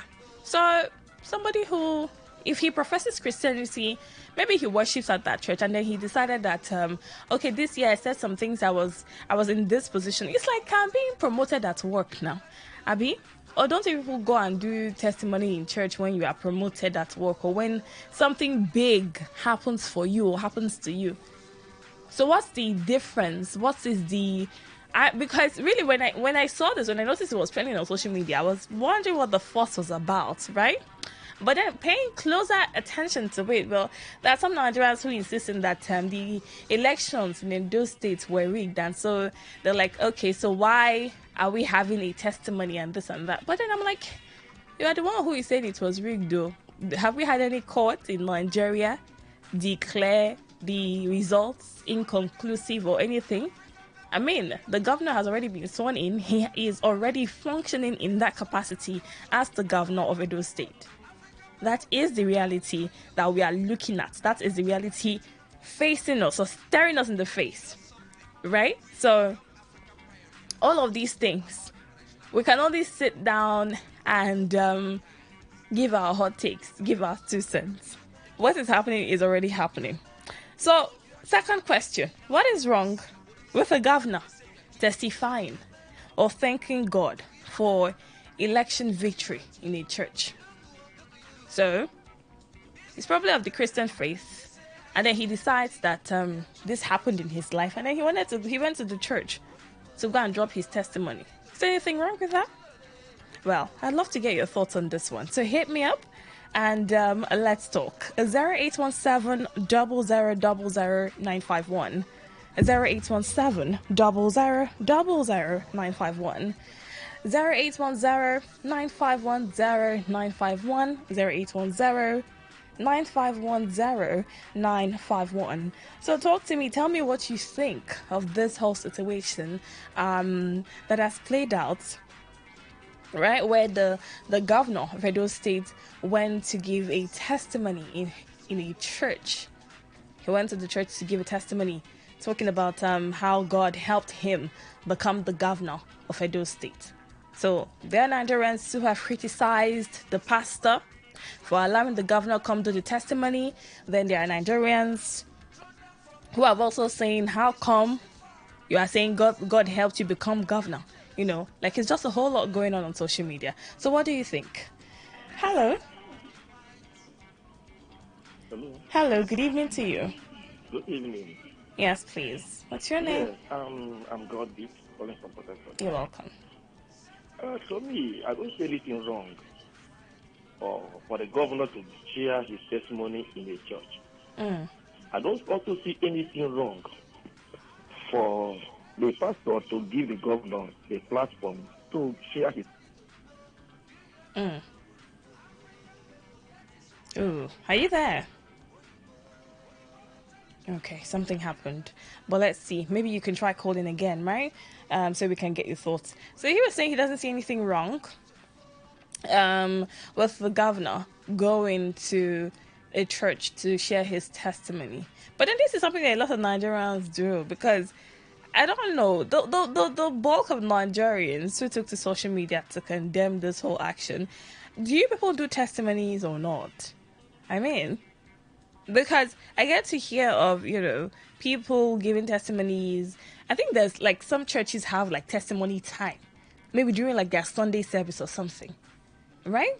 I might be wrong, but is it something that you do in your church? Do you guys have like testimony time where people are allowed to come say the things that God has done for them and things, like that? So why is the governor's own, bringing so much criticism?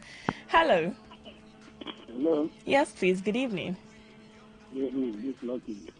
You're welcome. You know why people are complaining? Why? Why? Because he made the man won that election. The really was born all over the world.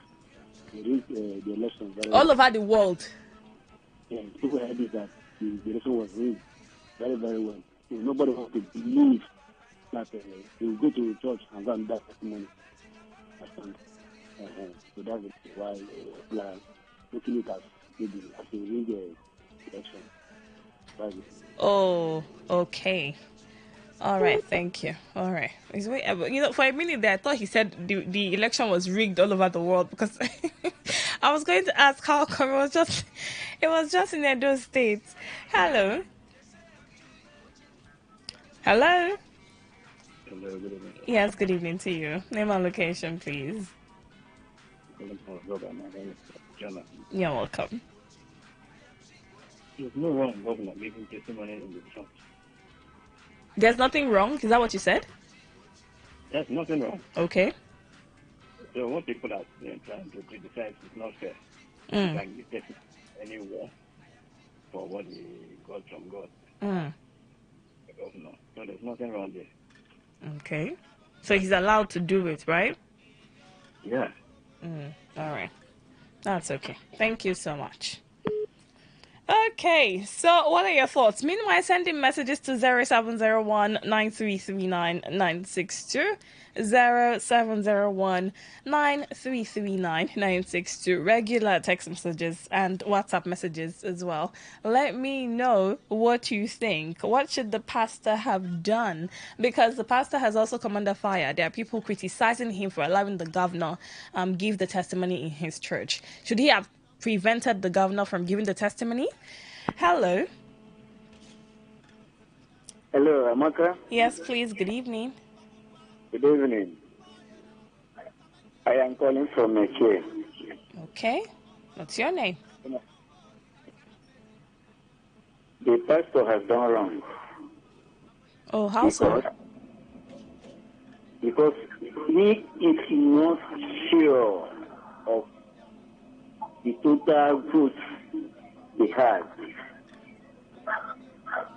He cannot prove beyond any reasonable doubt the number of votes he has to win the election. But is it his business, really? What? Is it the pastor's business, the number of votes the governor got during the election? What if the pastor is just a member of his church and then, he allowed him to come and give his testimony, as he would any other member? He is quite not sure. He is not sure. Both the governor and the pastor, they are not sure. So they cannot come to the altar and say they are giving thanks to God. Never. All right.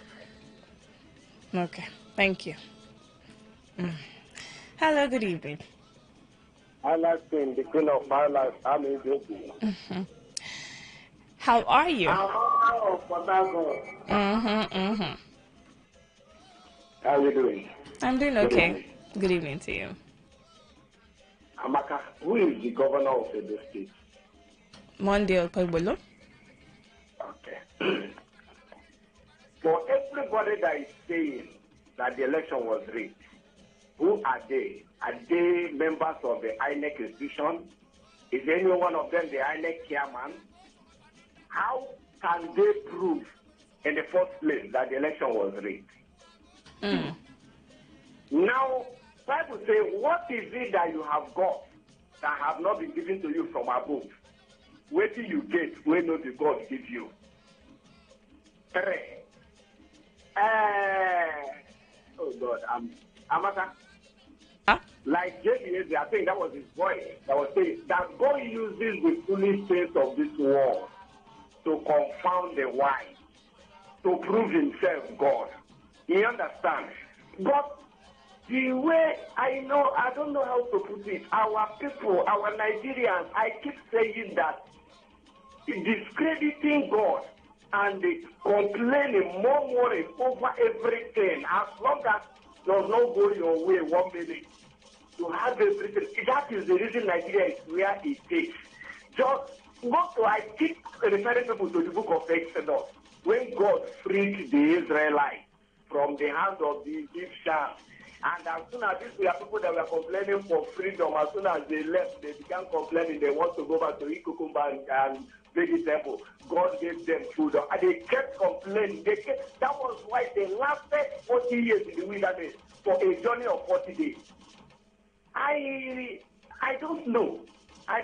See, what you don't know is bigger than you. Spirituality is bigger than the things that we see. God knows how he does his things. So when it comes to spirituality, it's either you leave it alone or you go and learn more about God, so that we don't keep, putting ourselves into problems that has kept us at one place for years. The reason we are not moving forward. What I'm saying is, there is nothing wrong with the pastor giving his platform for a testimony to be given to the glory of the God. If it was somebody that is not governor, that didn't win the election, that has not been pronounced the governor, coming to give testimony how he is the governor, who is giving the testimony? The governor of the state. If you discredit it, you cannot even prove that he didn't win the election in the first place. So there's nothing wrong. There's nothing wrong. And for him to come there, the man may have encountered him previously, like he said, and at the end of the day, God lifted him or God lifted him higher. So there is every reason for him to return all the glory to God. Thank you, Mother. Thank you. All right, keep your messages coming. 0701-9339-962. What is wrong with a governor testifying or thanking God for election victory in a church? Do you think there's something wrong with that? Hello. Hello. Yes, Good please. evening. Good evening. I'm calling from Chuba Report. Okay, what's your name? My name is Excellent. You're welcome. Can you hear me? Yes, please. Go ahead. Okay. You see, in Nigeria, just like the last person talked about, Nigerians do complain over everything, both good and bad. They do complain. I don't know their problem. What is wrong in the governor of the state giving testimony in church? You know, testimony is just all about when God has done something good for you. You come to the public and testify what the Lord has done for you. And exactly what the man did. He testified God has done good to him by allowing him to win the Edo State election. And he came to church and testified what the Lord has done for him. Then people are complaining. For what? They are not the INEC chairman. They are not INEC officials. They don't have any proof that this man rigged the election or did not win the election. But they are complaining. I don't know Nigerians problem. Nigerians do complain over everything, over everything, both good and bad. I don't know their problem. Thank you. All right, thank you. Okay. All right. So you think Nigerians have problems? They like to complain about a lot of things. Well, if they're complaining that the right things be done, maybe we can understand that part, right? At least that one is excusable. Okay. So messages here. Let's see. I'll get started with some of them. So, okay. Some are, this one is long, but let me do this call first. Hello. Hello, Sister Amaka. A blessed evening to you and a bad one to all the bad politicians and lie juggernaut, who political juggernaut who will be talking and thinking they are mocking or bribing God. Good evening, Mr. Sam. Yeah, thank you, Sister Amaka. Sister Martha is listening to some of these political juggernauts and them going, speaking gigantoans in all areas where they find themselves, where they should maintain decorum, and they choose to begin to lament unworldly, and they think they are dragging God by thinking that when they come in the presence of God or God's people, and when they say things and say they give. Are you there, Mr. Sam? Oh, okay. All right, something happened, but you can try calling again. Okay, so we can get your thoughts. All right, so let me get straight into the messages. Okay, I'm trying to read messages still, but those calls. Okay. Hello. Yeah, Mr. Zion, good evening. Good evening, Mr. Zion. That so-called testimony went to give or thanksgiving is a mockery to him and not to the body of Christ. And a shame to that church that opened their doors for such things. An election that the people, not ghosts, not the police, not the university, the people say we did not want you.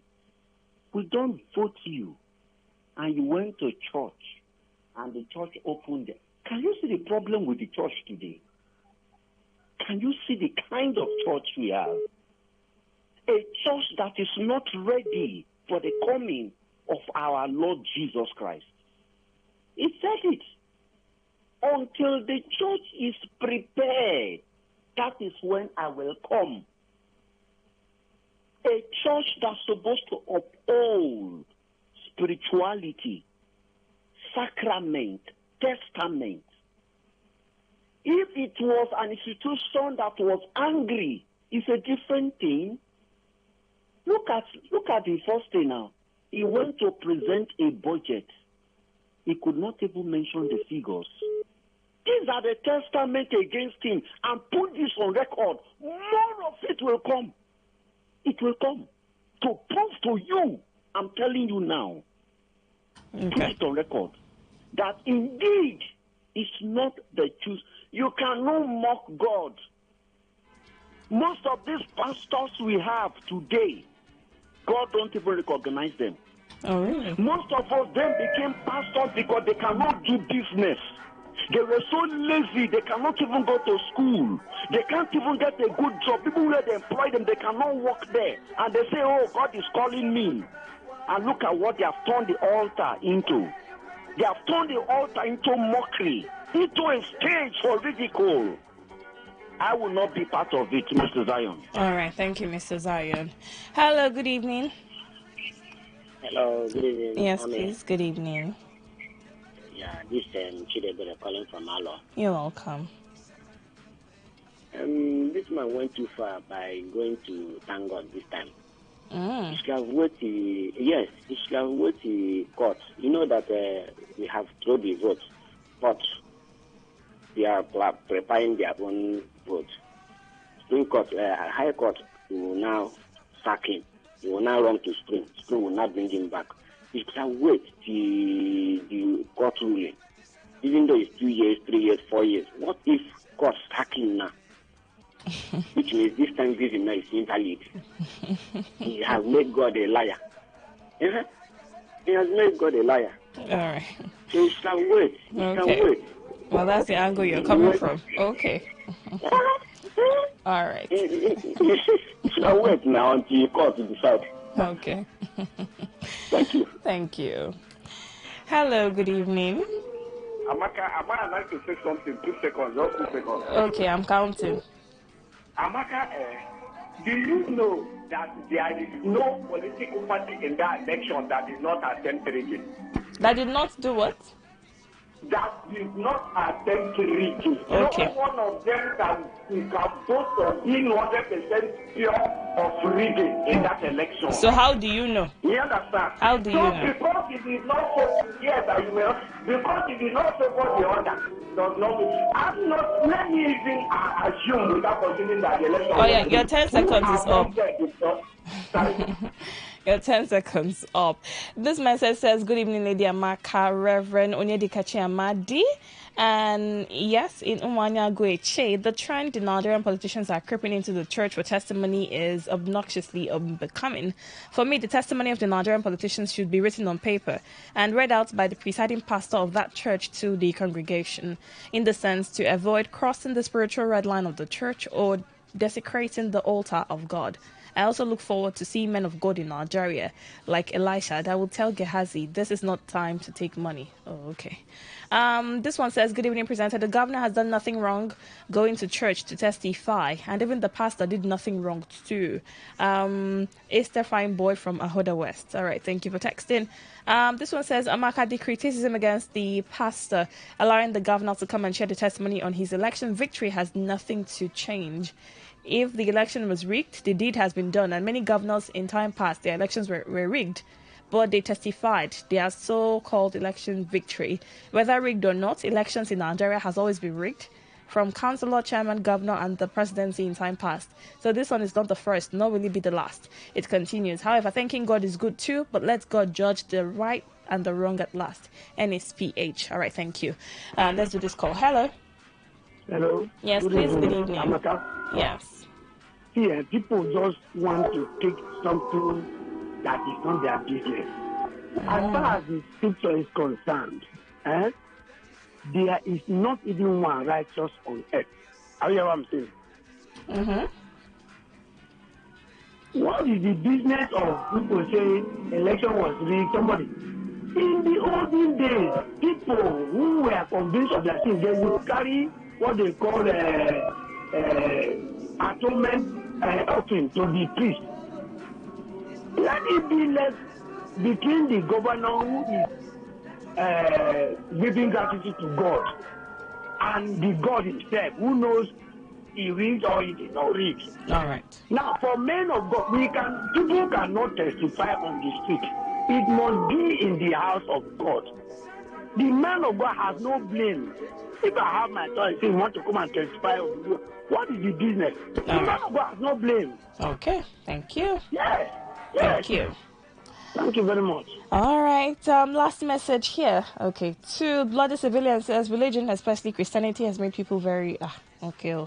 Godwin says concerning this matter, the pastor is not wrong for allowing the governor to share his testimony. Sometimes this Edo State governor, I wonder whether this is a case of what? Okay, the election was rigged. Please, anytime he wants to make a speech, his ADC or PA should make sure the speech is scripted, not to disgrace himself in a public event, please. Nothing is wrong at all, but because he said that the election was rigged and God is not involved in aiding anything bad, for me that is not worthy to be called a testimony. After the budget pronunciation saga, this one again, we'll be seeing more of this from him. Okay, Godwin from Alakahia. All right, beautiful people, thank you so much for texting and thank you for calling. That's our show. That's our time on the show. The thrill continues tomorrow.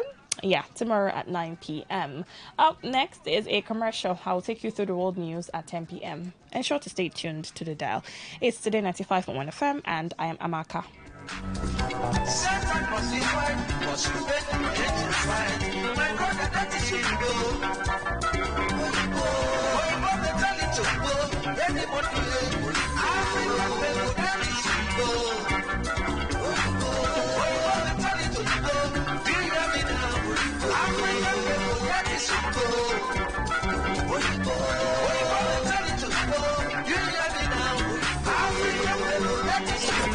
All you need to know about this one is that 95.1 FM. Such a unique dial. Please listen to this paid infomercial. Herbal Heritage International, the Kokoroko, for herbal medicine, where they produce strong, correct medicine, they take it, they support with country healthcare system. Quatriman, correct, bakelistic, ogbonge herbal medicine, they we know they come out for public anyhow, like a big basket. Full ground, as every Christmas have been boundary. Seeking a self-sabi medicine, we pass them. After all, monkey smart now, because tree near tree is a forest. Heritage International will use the technology of computer testing machine to see and know before attacking that your health condition. We don't become ubaruba for your life with the correct treatment. Therefore, whether definition or without definition, make you visit Herbal Heritage International. Offices way near you. Herbal Heritage International. Now you. Hello and welcome to the program Roots and Herbs.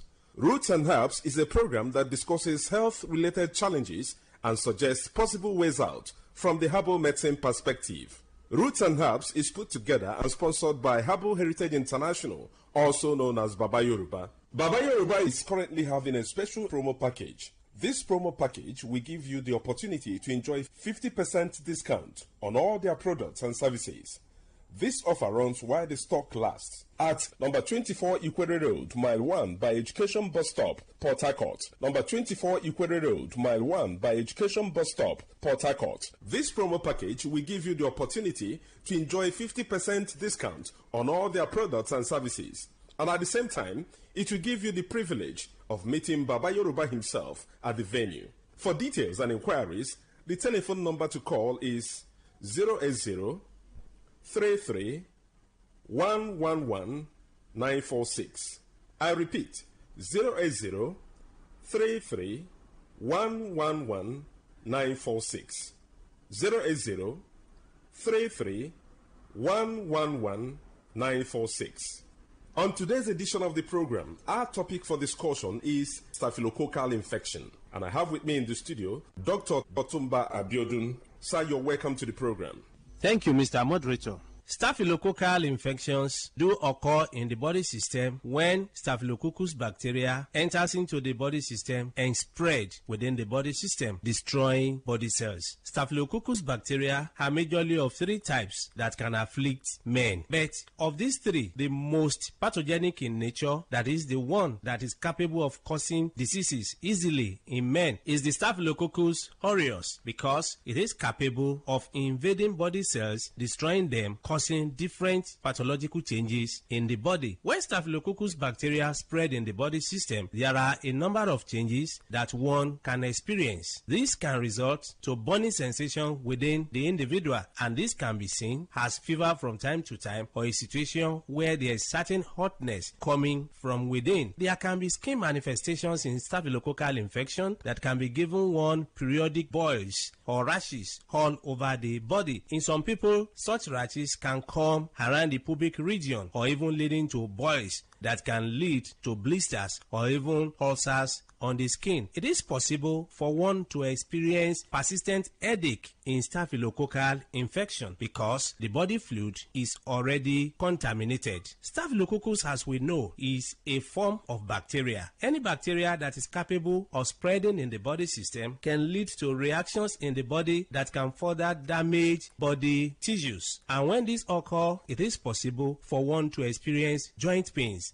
in form of infective arthritis. Part of this bacteria can spread deep into the tissues of the heart, affecting the valves of the heart. And when this occurs, you discover that there can be palpitation that some will start witnessing as if they have panic attack. When this is allowed to continue in the body system, it is possible for one to start getting tired easily. There are many people, by walking from one pole to another, they get tired, or by doing just something that is not supposed to be that tasking in terms of energy consumption, they discover that it's as if they don't have enough hair where they are located. All this can be as a result of weakness of the heart resulting from infection or spread of this bacteria we're talking about. When this bacteria is able to pollute the body fluid, it is possible for one to witness mouth odor. Mouth odor is a form of changes that is called halitosis, where people will start coming up with breath coming from within that is already polluted. There is no amount of time such people wash their mouth, you discover that the breath coming out is very offensive. All this can be as a result of pollution of the body system. It is possible, if any bacteria is able to dwell so long in the body system, to contaminate the whole body fluid and even damage nerves. When nerves are damaged, there can be tiredness. Not only this, it is possible for men to suffer a lot because this can degenerate to a situation where a man is unable to stand like a real man. When a man is unable to stand like a real man, it is seen as a serious challenge because the whole family can be affected. Part of the joy of the relationship can be stolen, and this can cause different rancors in the family. A man that is unable to stand as he should can find it difficult to get arousal. The desire for opposite sex can disappear, and once that arousal is not there, that is the ignition point. It means such a man will not be able to stand like a real man. In some people, the arousal can be there, but you discover that because nerves have been damaged, the transmission from the upper center down to the power point of man, that is in between his two thighs, can be weakened. When such occurs, you discover that such a man can even get arousal or is able to stand, but the type of standing that he has is not strong enough to help him to even get into the act. In some people, they make efforts to get into the act, but you discover that they are unable to spend more than a minute or more before they are exhausted. Mind you, before a man can be called a real man, such a man must be able to have the arousal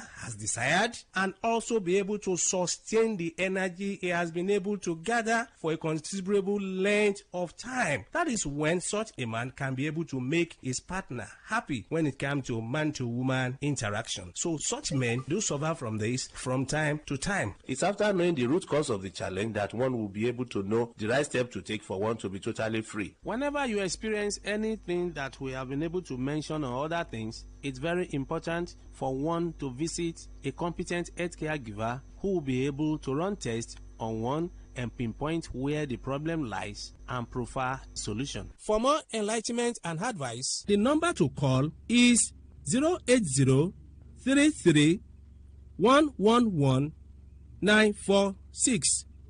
I repeat, 080-33-111-946.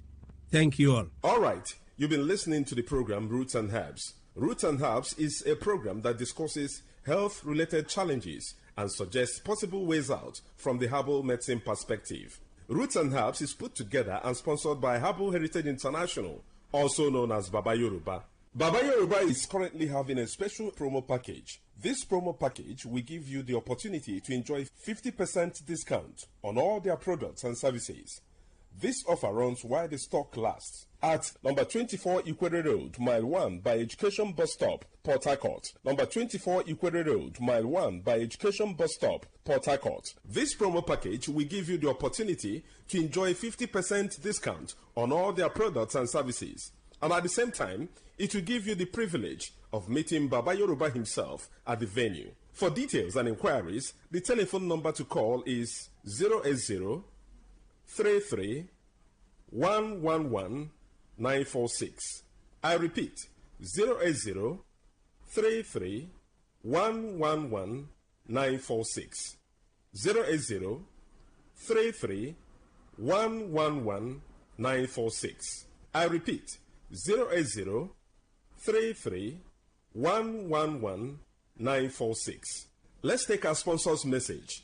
Don't go away. We shall be right back. Herbal Heritage International, the Kokoroko, for herbal medicine, where they produce strong, correct medicine, they take it, they support with country healthcare system. Quatliman, correct, bekelistic, ogbonge herbal medicine, they we know they come out for public anyhow, like a big basket, full ground, as every Christmas have been boundary. Sickness self sabi medicine will pass them. After all, monkey smart now, because tree near tree is a forest. Heritage International will use the technology of computer testing machine to see and know before attacking that your health condition. We don't become Obarumba for your life with the correct treatment. Therefore, whether definition or without definition, make you visit Herbal Heritage International. Offices way near you.